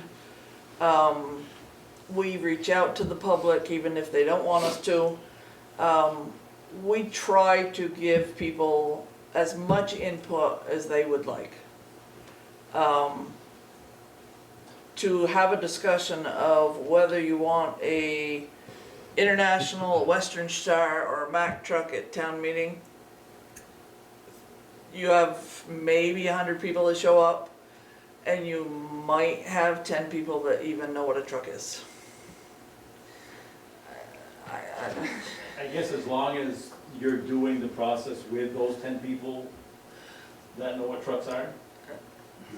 Yeah, but whether that's here or in the shop or right here in this, I guess I don't see a lot of difference, I'm sorry. Yeah, it's a fine. I'm just expressing my Yep. concerns with the CIP. It's a little bit, for me, it's a little bit too much of a rainy day fund, slush fund, wish list. I don't see it as a slush fund because you're not allowed to use any of that money anywhere else. Like unless we ask the voters for Exactly. Yeah, I couldn't move $40,000 from the single axle international and move it up to the floor it. Correct. without asking. We did that last year, the year before. Right, right. And if there's money left over, like there was last year from the truck, we had to ask the voters whether we could move it to the mower. That's just my 2 cents. We'll do one. No, I wholly appreciate the opinion. I guess I see more of it like a savings account as opposed to a that we know we're gonna have these expenses. Put a little here, put a little there, maybe, you know, we can outlast our life of the grader or the loader or whatever, and hopefully, you know, not have to ask for all of it at once. I do agree with you. I like being able to see, you know, this is what wants to be purchased in 2045. Yeah. But I'm still kind of lukewarm about the whole CIP and how it works. Let's just take the grader, for instance. To me, at town meeting, we could have the discussion of saying, has there been discussion of possibly doing this with another town? And to me, if we bypass that part of it, I think we lose a fair amount of expertise that's out there within our community. So I guess that's what I'm trying to push forward to you. Because to me, I hope town meeting doesn't end. Right. Because I think it's just another part of, yeah, yeah. And yes, there's very little participation, but I'm still saying I think it's very needed. In support of the CIP, especially with the equipment. I'm sorry, Richard, I know you can talk louder than that. We can't hear what you want to. Could you please speak up? In support of the CIP, Thank you. especially for the equipment, it gives you a schedule of when this equipment should be turned over. The problem was a few years ago, we kind of had a schedule, but we didn't have a CIP program, so it was down on paper, and it got scrambled. A truck that shouldn't have been traded was traded. It was too young to trade. Sure, you got a hell of a good trade on it. We only had it 6 years. Then that scrambled the process of purchasing equipment, going so many years that this equipment's life is good for, to get the best out of it and not have to pay for all the repairs and the breakdowns and not having it when you need it. And as opposed to, yeah, I like your idea of maybe 3 towns getting on a grader. The problem is they need it all the same day. And we run into this with rentals. We wanted to rent something, they're all out because everybody wants them on the same week or the same month. So that's where some of that problem occurs with rental of equipment that's seasonal and has to be used. The best times to grade is just after a light rain and your soil, But there are some things that I think we all, and we can even talk about the fire department if we want to. There's gonna come a day, I think it's gonna be more of a regional department than it is going to be No question. little towns. It was talked about 30 years ago and we kind of giggled. 30 years later. I'm not saying that's the direction I would wanna go in, but I think it's just discussion that we're gonna have to have. You're gonna see satellite stations with 1 truck, and you're gonna see 1 regional department that's being full-time paid. But it's little things like that I think we should have the discussion at times. I'm not saying it's gonna happen tomorrow, and it'd be with 3 towns, it might be with 1 other town, but, and it may not. I guess my question is, my understanding of, I like the idea of the CAP just for the scheduling, just so you can start getting a little bit of, and I don't see any reason why we can't have this discussion at town meeting or any open meeting of everything you're asking for, because I think it's absolutely up to the taxpayers on having a say on anything that's purchased. I mean, it's your money, it's our money, but I don't see is that we're not doing that now. I mean, I've only been in 2 years on the board, but I just don't see that anybody has made purchases without having input from the taxpayers. Other than the truck and I'm certainly not saying that there's No. proprieties happening. No, there's something, but there's something about it that it's got a bird in your saddle on it. And all I'm saying is, there's no reason why we can't have a policy change on the CIP that this goes through. I'm just throwing this out. I'm not speaking for the board by any means. There's no reason why we can't have something where it's written down that this stuff is discussed. I understand Sharon's point. You guys start talking about trucks, sure, I know the difference between a Mack and an International. But when you start talking into gear ratios and rear ends, and I sell Maple equipment, I don't know what the hell you want. Well, even the fact of, there are times we've asked for things and they said, maybe not this year, let's wait another year. And I think, again, I hope that kind of goes to the voters. Well, I think it should. I got several tractors. I don't have a plan to say, okay, in X, Y, Z, I'm gonna trade that tractor in because it's 50 years old. I'm gonna trade that tractor if it has no use to me and if it's gonna be, I think, problematic. I'll agree with Richard on the trucks. I think it's a different situation. But I don't think every piece of equipment falls under the same umbrella. We could find out next year that backhoe needs to be replaced. Well, if it's put in for 2030, what are we gonna do? We're gonna replace it. We can only replace it because the selectmen have the right to. Exactly. But that's no different than what's And going I'm just on saying now. It's hard to put money aside for several different little things, thinking that you're gonna replace that in X, Y, Z dates. Yeah. I'm not saying we shouldn't be saving for them. I understand what you're saying. I guess I So do that. let's move on. Do that. Yeah. But I'll just say for our planning chair who's being quiet, that I'm taking down all these names for the discussions, because we do have those discussions. The planning commission entertains a group to talk about public works. I know Richard was there. All those things are discussed. And there's a lot of work that goes on to figure this out, and it is just a plan. So if the select board has to do something else, that's fine. But that's the same with the budget. It's a budget, and they do a really great job of sticking with it, and it allows the town not to have any truck loans, where most of the towns around us have loans for their trucks, and Highgate is in an enviable position that they don't do that. And I have to commend them. That's a hard thing to do. And then there's the problem, if you work your equipment to death, you don't know when the death comes.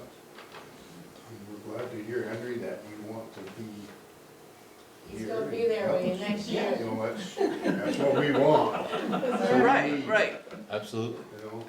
And kudos to you, Henry, because you're at a lot of our meetings and you are involved. We'd like them all to be, all of the residents or taxpayers to be involved, because it really is their money. And my last little thing on. The truck. No, not the truck, it's, when we show we have money, sometimes it's a lot harder for us to get grants. Sometimes. I disagree. They often want to see our audits and they want to see our capital investment plan and know that the town is contributing to our own health as much as we are taking from the state. They always ask, and so that the town is in a very good position for the way they handle their finances. I'm not saying we're not in a good position to handle our finance. I'm just saying sometimes when you show that you're, for the lack of a better word, rich, well, we're not gonna give you the money, we're gonna go there. Well. Let's use well off. How about getting by? So what about the rest of the board here? I don't mean to speak for everyone here by all means. 18th month on the select board here. The CIP, I gotta get used to these glasses, sorry. This is a budget, this is planning, it's budgeting is the way I understand it. And what you were saying, Henry, about, you know, we want to maybe replace the single axle, the double axle later. We're not subject matter experts in that. We're gonna go right to Public Works or whoever's using the equipment and ask them what they need, what they want. Have them make a recommendation, and then at town meeting day, put it up. I don't think there's any intention of saying, as select board, we want a blue Western Star, triple axle, something like that. That was never the intention. That wasn't my intention of what I was saying. Yeah, we're not gonna override the voters or buy something that the town doesn't need or spend extravagantly. That was never the intention. I think the CIP, from what I've seen, is good from my other jobs. This is a great plan, I think. And like you were saying, Richard, we don't know when these things are gonna croak. Well. But it's a plan. That's why a plan. It's a plan. Scheduling replacement. Right. Is better than waiting for the vehicle to die. And then you may get caught, yeah, we gotta buy it. I don't like to be in the position, we gotta buy it. right. I like to go shopping and get what we need to run this town. And then to have some money set aside already versus what Heidi was saying, going out and get a loan. Because before you even said that, I was thinking like, wow, we never take loans out on anything. It's, not a We lot of did. towns do that. So Yeah, we used to. I think that's a good thing. And we started back in the day working off the monies from the Casella property, lease, the transfer Yep. station money was what the old select boards used to consider their equipment fund. So we price a piece of equipment, we come to the voters saying, we need $125,000 to buy this new truck. And as far as the make, it doesn't make a difference. I can give you a Western Star, a Mack, or an International, have the same engine, transmission, rear end, every one of them. It's just a cabin chassis. Yep. But, and the color is irrelevant too, but we like red. Anyway. That's what we had run back in the day, was our account to utilize for our machinery. And that's how we present it to the town at town meeting. Okay, we need 125,000, we can get 15,000 or 25,000 for the truck. We need this X number of dollars from this account, and it'd be a yay or nay. And generally it was a yay. We at the time felt we were pretty knowledgeable on what we needed for equipment. And with the help now, you know, you've got public works people, we confer, we know gear ratios, we know what they want. They come back saying, this truck here wasn't quite doing the job. Well, what is it we have to change on the next one? And now we've got pretty much a pattern set down. Yep. But I don't like the idea of running equipment to death, because again, you don't know when the final day is gonna be. That's why I like to see scheduled replacement. And Okay. today, with the new systems of the computers and stuff, even a brand new truck is liable to go down because the computer went funky. So Okay, the further- Chris? Further they're out of warranty, the worse it is. Yep. Agreed. Chris, your thoughts? I was just gonna say, you know, the CIP is a way for the town to stay ahead of the curve. Okay? You know, and plan for a rainy day that we know is gonna come. We know that equipment's gonna break down. We know that it has to be replaced. Without the CIP, we're behind the 8 ball, which, you know, we start having to take out loans for equipment. Now that actually costs the town more money. And it costs the taxpayers more money because you're gonna pay for that over time. And if we save the money now, we save you money down the road. Rick? I've been watching one piece of equipment all winter long. And, that single axle, I think we're gonna have to do something. Butch and I have talked, and it could be before I think the Western Star is the next one, but we're having a lot of problems. You know, and I think that's, the CIP gonna have to help, you know, I really think that truck is gonna have to go. I don't know, you agree with me, Butch, or? Somewhat, I guess, the biggest thing now is Sharon probably can help me on this one. I've heard from International that 2 years before you can find a truck? I don't know about all the others, or? I think everything.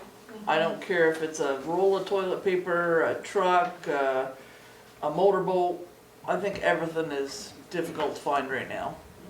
I think once the country gets back on their feet, that won't be an issue anymore. But it's gonna take a couple of years to get ourselves straightened around. Richard's tried to keep us on a 9-year rotation. Yep. I've been speaking with other towns, and like our new truck, the longest warranty we could get was 7 years. So we may keep it 2 years out of warranty. There's a lot of towns going to 7 years once the warranty's up. Because, I mean, Sharon sees it as much as I do, the replacement cost on, once it's out of warranty is just phenomenal amount of money that. Well, and I think too that comes with specking. If it's spec'd And the new. well originally, you have that much more time with it. Yeah. But to you, Henry, are you concerned more about the configuration of the select board in making these decisions? Are you concerned that you might have a select board that does the same thing that the one that bought the single axle truck to start with did? I'm hoping that there is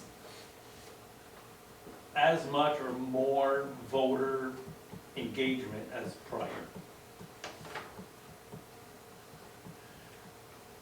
Yes, I could say at one time or another, I'd say, hey, geez, I wish the select board wasn't making this decision, but that's not my goal. It's hoping the voters stay engaged to make these decisions. And let's not hinder that process. Yeah. But I'd like to continue talking about this so we don't take up all our time with this. All right. So, moving on to the actual budget. We will go page by page, usually is the most easy way. So starting on page 42, if you're following along. And that's the start of revenues. Do we have any questions on the revenues? Property taxes, intergovernment, other revenues, clerk fees, or public safety?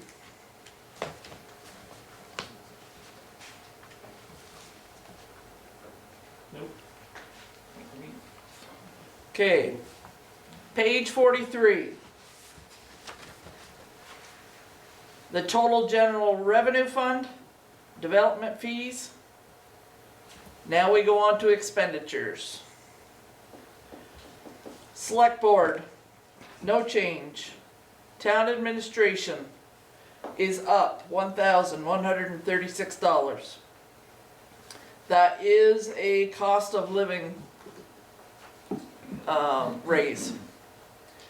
Town clerk is up $6,534.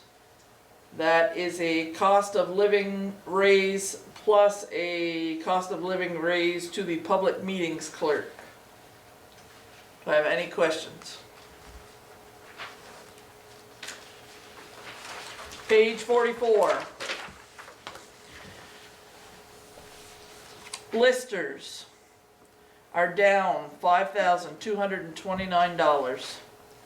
And that's mostly because of not having the third lister in place. Town treasurer, up $2,988. That is due to a cost of living increase. Delinquent tax collector is down. That's based on the fees that she recovers, and she has been working herself out of a job. So. Animal control is down $178. Health officer is up $762. Planning commission, up $230, and that was because we gave them an increase of $5 a meeting, for their trouble. Any questions on page 44? Page 45, Development Review Board up $230, also adding $5 to their $25 fee that they receive per meeting. Public safety, so the ambulance service, police patrol services, and the solid waste membership. That is down $1,328. That is a decrease with the dispatching fee and from the ambulance service. Solid waste, just refresh my memory a little bit. That's a Northwest Solid Waste, yes, it's our membership fee in that. yearly- It has been very But- stagnant for the lack of a better word. Pretty much, yeah. Yeah. Cultural services. These are up $3,000, yeah, up $3,000. $2,000 for the summer concert series, which the arena is taking over. And the holiday expense, because it's my understanding we need some new Christmas decorations. The lights on the poles apparently have seen tough times. Yeah. Social services appropriation, these are all donations basically that the town gives. We give them to Franklin County Home Health, Vermont Rural Development, Vermont Center for Independent Living, American Red Cross, FCIDC, the Age Well, the Northwest Special Investigation Unit for Child Abuse, Association for the Blind, Adult Learning, Tim's House, Vermont Green Up, Friends of Lake Champlain, Green Mountain Transit, Lori's House, CBOE, Champlain Valley Office of Economic Opportunity. Agency on,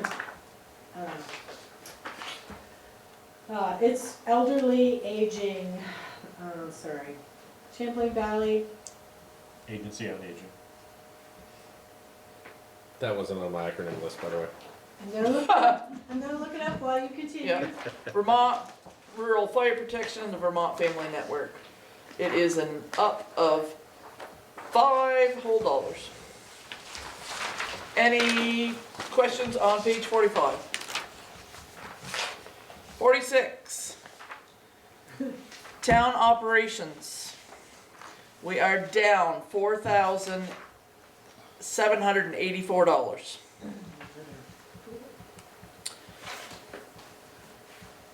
Some of that is the town's building and ground maintenance, town office furniture and equipment, and tax abatement. So, department transfers, and that's the grand total expenditures.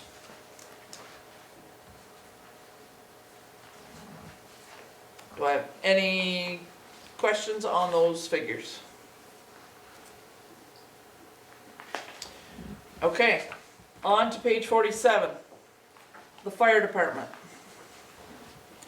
The fire department's budget is down $5,914 even. The bulk of that was off the building and grounds maintenance because $6,500 was for the fire alarms, smoke alarms. Yes, we got a $5,000 grant off from them. Okay, so we were able to take that money off their budget because we used grant money. Do I have any questions about the fire department?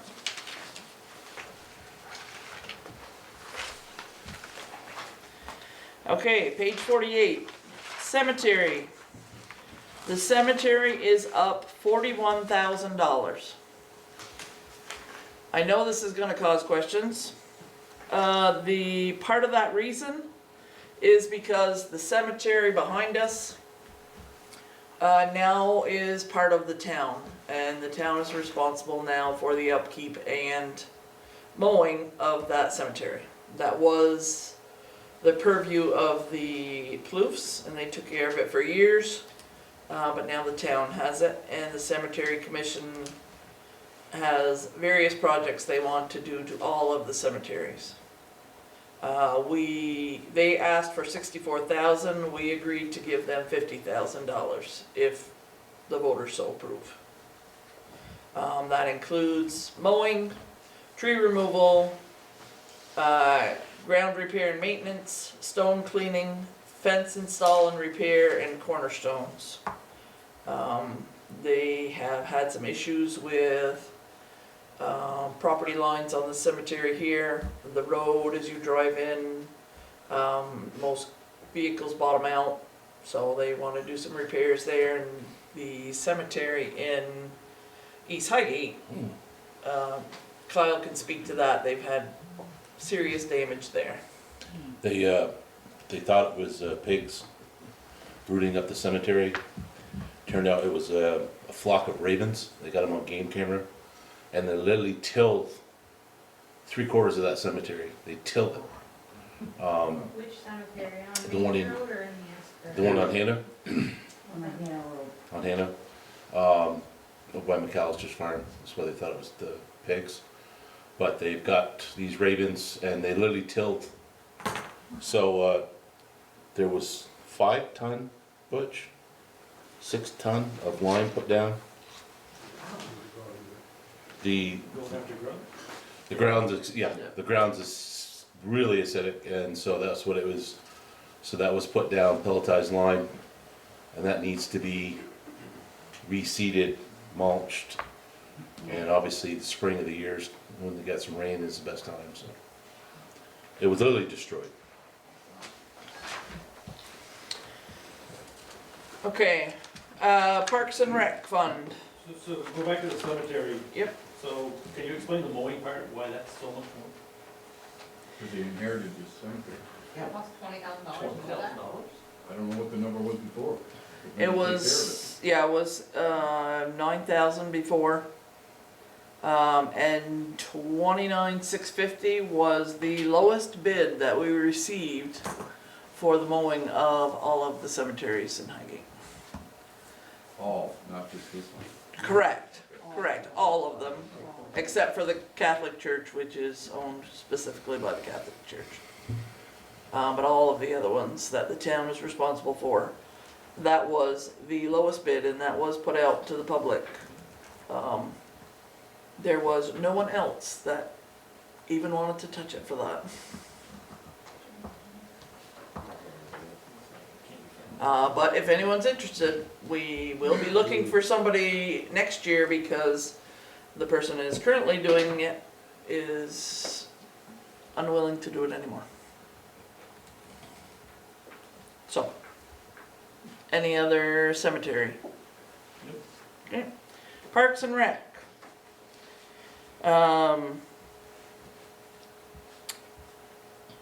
Up $50,405 even. Rec wages are up.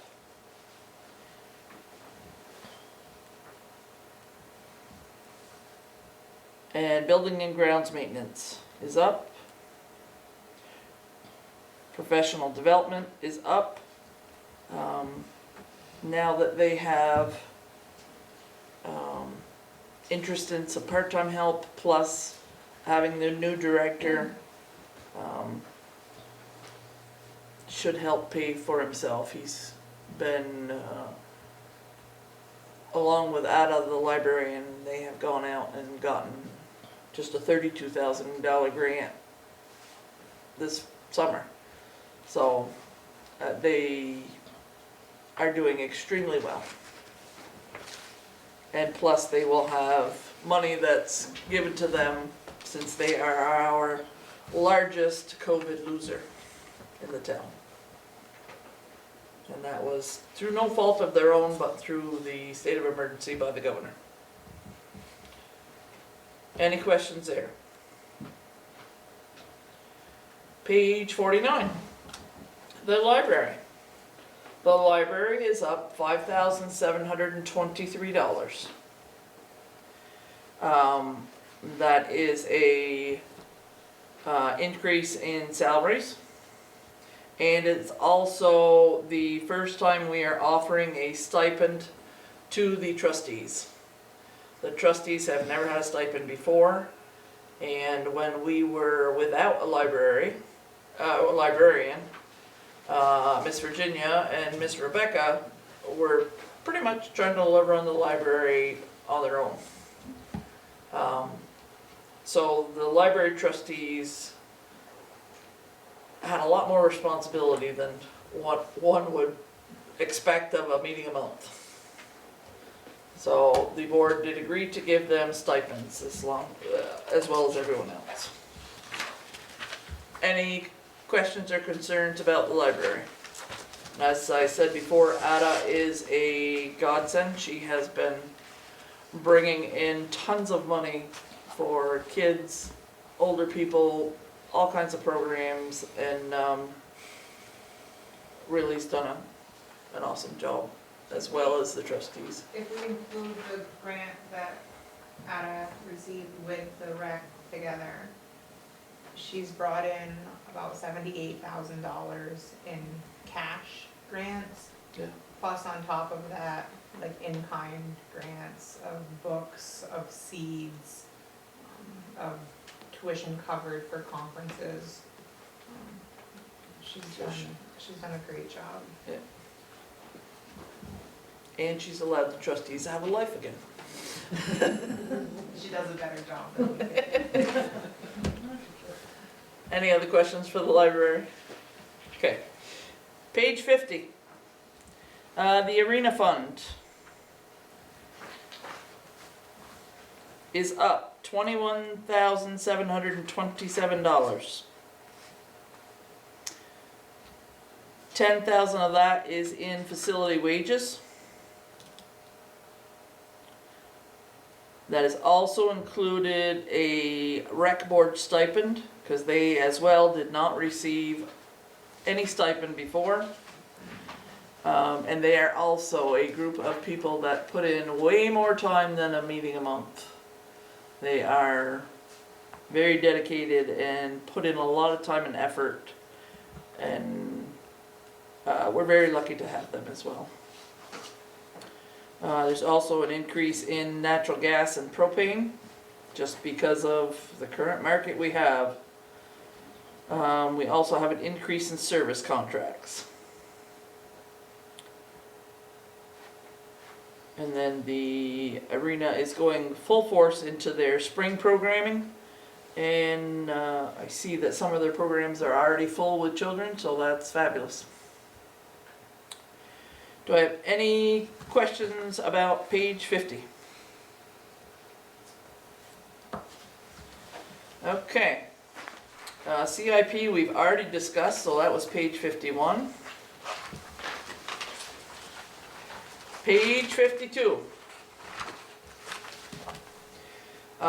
The Public Works budget is up $28,764. The bulk of that is crew wages.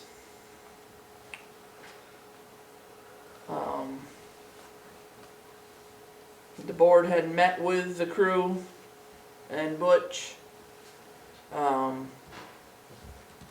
agreed to up their wages. We also have increases in insurance. We have a decrease in the building grounds, also because we received the grant for those smoke detectors. We have an increase of $2,000 on the 2015 Ford 550. Can you remind me which what that was for? Is that for tires or something? Yes. Okay, I just noticed something. yes? In the discussion of the, I assume the 2016 is the single axle, because it doesn't say single, but you spent $4,881 plus another $651, so you're talking about $5,100. But on the Western Star, you spent $89.57, and another $9, you're talking almost $10,000. So which one should be replaced? Western Star was slated to be replaced Correct. first. But the discussion's been made possibly knocking out the single axle one. That's not the one costing you the most money. Right. Yeah. It almost cost us, what, 20,000 the other day? 11,000 for, Okay, so that's not in the report then? No. It just occurred? Okay, I didn't know that. What was the 11,000? What did it do? Would it cab the rear end or? no, death, Oh, freaking. Yeah. protecting that's up there. It's $11,000 for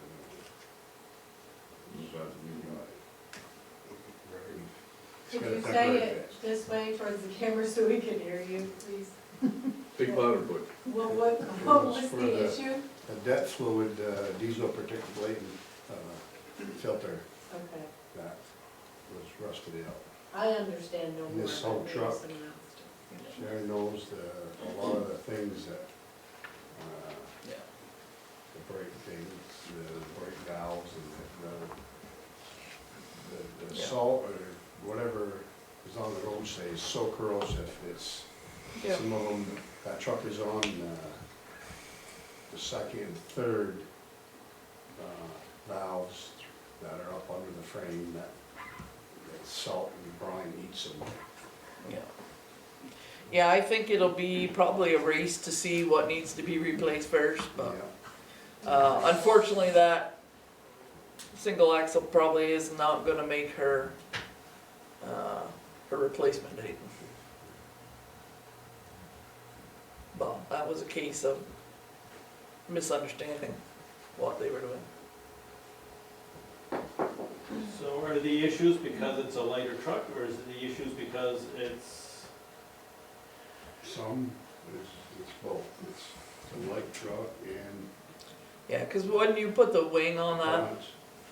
you're the overloaded. components the same as all the other trucks? no. It wasn't spec'd properly. We had single axles back 20 years ago. It didn't have the problem. Yeah, but these the have. DEF problem isn't a single No, axle or a tandem shift problem. Problem Oh, is on no. any truck. That's what I'm asking is why, what's the difference? There isn't. Difference is the same. For that one, it's where it's located. That one happens to be right behind the tire, and the tire spits on it every time you turn it. Just, it would be great out west, but not so good here. Hawaii would do this. Alright, so uniform, shop supplies, small tools are up. Diesel, $3,000 was added to the budget because of the ungodly price that's going up. We've also added $2,000 to the paving material.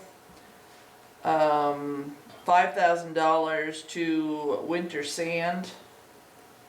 And $2,000 to crack sealing. So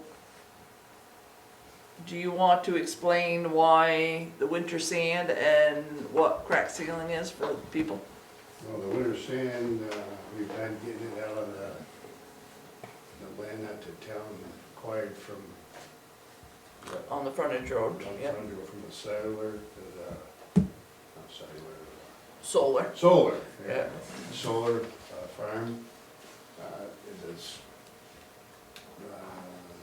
3 or 4 years we've been taking out there. There's a couple more years left, but the sand that we're running into now is not as coarse, it's a fine sand. We're still able to use it, but we're gonna have to start looking at mixing it with something else. We've got Heidi got us the okay to dig on that property to see if there's any more Right. sand, but I'm just kind of figuring at this point that what's left, they didn't dig it years ago, so what's showing up by the road, it's, you know, it's really fine sand that we may not be able to use at all. So this was just put in case if we have to haul out of Berkshire and mix it with ours, so we can get another 5 years out of the pile that we have. If we make a mix, it'll be a good product. Okay. What was the other one? Crack sealing, which is Oh, new, yeah. Yeah, we've never done crack sealing. We did it on the Franklin Road this year and some on the St. Armand Road. Just trying to save the pavement as long as we can by sealing it. The pavement, the Franklin Road wasn't terrible, but with the cracks in it, I think it was a cheap fix. At least, you know. It's an aid because it eliminates moisture getting down in the pavement, and then when it freezes, it won't pop. But a winter like this winter, the roads are terrible, they're cracked, and we really need it. Drive north of the border. Okay, so do we have any more questions about the public works budget?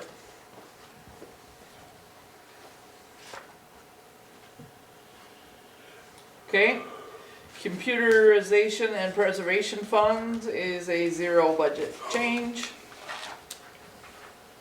ARPA, you can see that this year we received $547,333 and 55 cents of money. And yeah, the town has specific places that they are allowed to use that money. So that's the next big project for the select board, is to find out where that money's got to go, or where it should go. So, are there any other questions about the budget?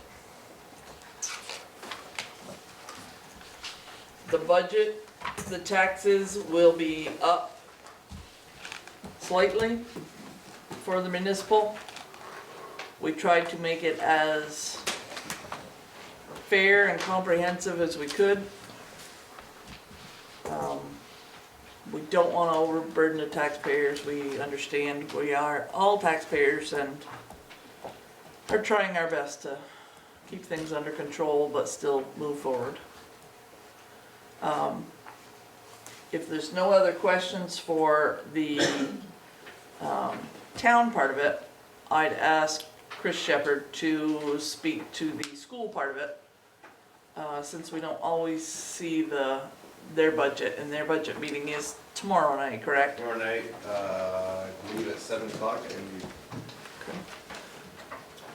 I can give you a quick rundown. I know in the messenger, we've actually put another ad in, I believe it was in this week, but last week, I believe, they ran an article announcing our increase, which was going to be 2.3 million, which is a 6% increase.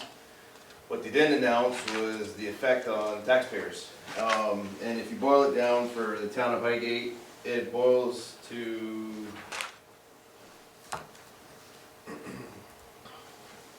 so after your CLA homestead value on a $200,000 home, for FY22 for the town of Highgate was $2.76.9. The new number for FY23 estimated would be $2.798.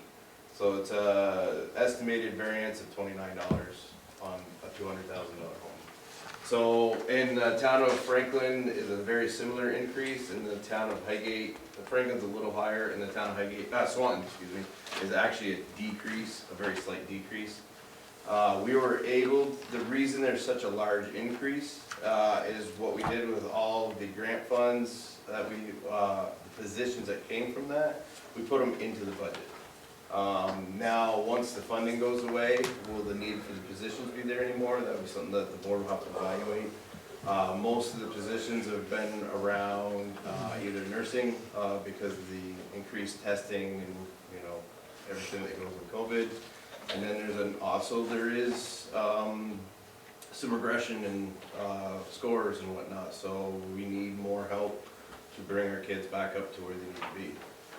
It's gonna take more people to do that. So we have some positions in place that we'll be hiring for if the budget passes.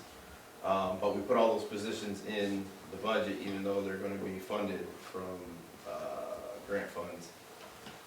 We did that to be transparent, so it does make it look like our budget went up a lot. 2.3 is no slouch, but because of the offset revenues, the actual increase is very minimal. Our cost per pupil did go up considerably compared to last year, but if you compare us to the rest of the county, we're still one of the lowest. And then compared to the state average, I believe we're $2,000 per equalized pupil lower than the state average. So we're still trying to keep everything reasonable for taxpayers, at the same time trying to provide a good education for our kids. We're starting to really dig into the evaluation of where we're at after the fallout from COVID. Truancy is an issue, or attendance, you know, kids aren't going to school. That's a big problem. You know, there is a lot more variation within grades. Some kids came through COVID, did fine, some kids definitely regressed. So there's a lot of work to be done. I'm happy to answer any questions, if anybody has any.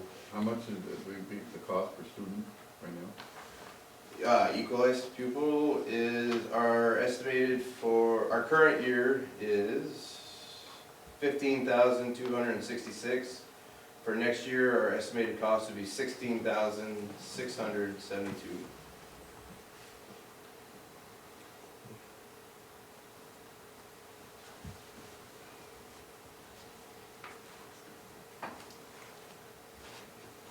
Is that with or without the cat box?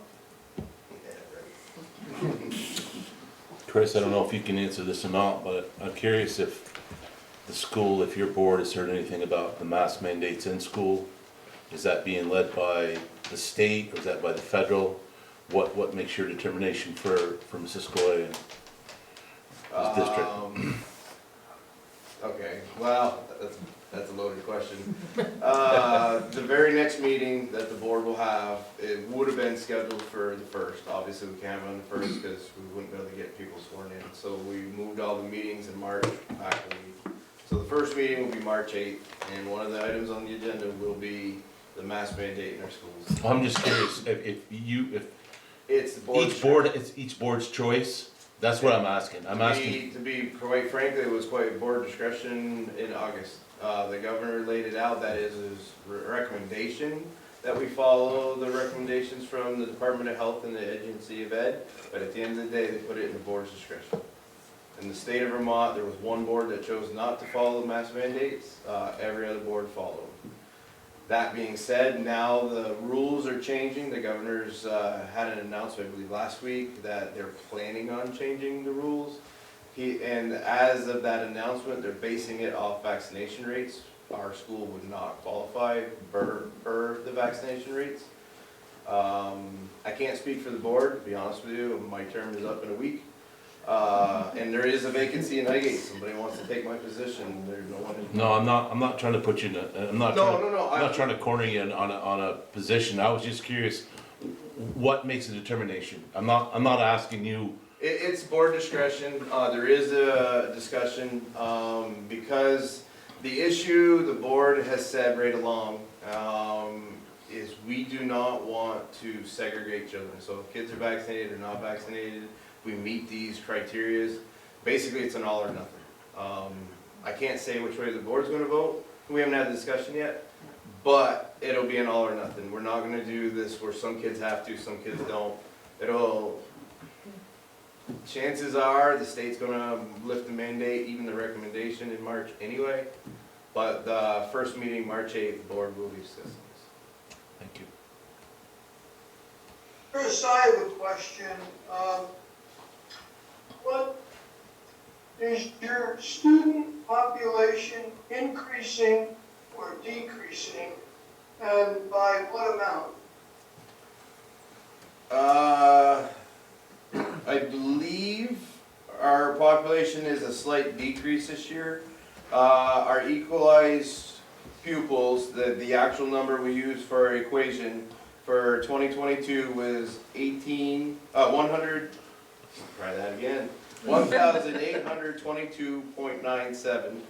Our estimated equalized pupil for FY23 will be 1,793.99. The large decrease this year can be equated to there was an increase in homeschooling. Parents didn't want to deal with close contacts, testing, masks, whatever. Didn't want to expose their children to this pandemic. Whatever their choice, there's been an increase in homeschooling. We've already seen some of them come back from 2021 year to the 21-22 year. We've seen some come back. We think if the mask mandates go away, we'll see some more come back. As far as actual hard numbers, Franklin, I believe, has increased a little. Swanton's increased a bunch. Highgate's actually kind of plateaued finally. We were decreasing quickly, but now they've plateaued, and actually I think they might have a slight increase this year, 1 or 2 kids. We're hopeful with the airport project there will be some more moving into the area. But all in all, we've actually not seen the decreases that a lot of the rest of the states see. Good. Any other questions for Chris? Thank you for your time. Yeah, absolutely. Yeah, thanks a lot, Chris. Well, I just got thanked, so that's Yeah, there you go. Yeah. But yes, I think the information you just gave people was an eye-opener to a lot of people that read that article. Yeah, the reporter that came to our meeting, we've had a lot of conversation, and that's why there's, I believe, a 2 or 3 page spread that we put in the messenger, because we really wanted to put the information out. Right. I mean, because Ty came to our meeting and, informed us of how it was read in the messenger and whatnot, and it's misleading. I mean, it is true, we're raising our budget by that much, but the effect on the taxpayer is not there. A lot of this too is we're trying to prevent that financial cliff, because we have gotten, as soon as COVID happened, we really pulled back in the reins on spending. So we had a good surplus going from the FY21 budget into the FY22. We're looking to have not as good, but another surplus this year. We're trying to position ourselves in a way that A, is transparent, and is B, we prevent that sudden cliff where all of a sudden we don't have anybody. And then we do have to come and ask for a big increase. Well, I'm sure all of the taxpayers are thankful for that information and for the job you did. Well, as you said, I mean, I'm a taxpayer too, so Right. I don't want to see my taxes go screaming up either. Right. So, I mean, we do have a vested interest. That's right. But at the same time, we're trying to do our the best by our kids. Yeah. Only thing I have Sharon is, like Chris said, there is a vacancy and it doesn't sound like anybody has put their name in the race. I really stress on. I can think of somebody, Ty. Yeah, it's already been brought up at their meeting. You told me.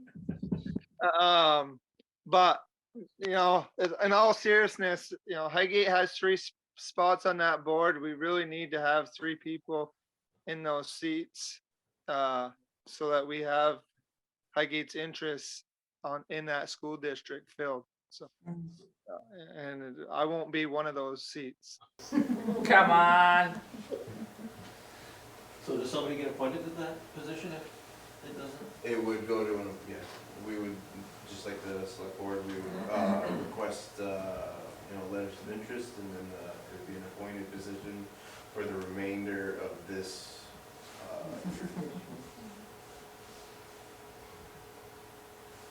Okay, And then it would be an open budget. all right. Are there any other questions for any of us? Does everyone understand the budget? Thank you for what you guys do. We try. We try. And like I said, I am very fortunate. This board has been amazing. They all are very thoughtful and invested in our town, and I'm very thankful for them. So. All right. If there are no more questions, have a good night. Be careful on the roads. And thank you all for your interest. We need as many involved people in the town of Highgate as we can get. I better check my water.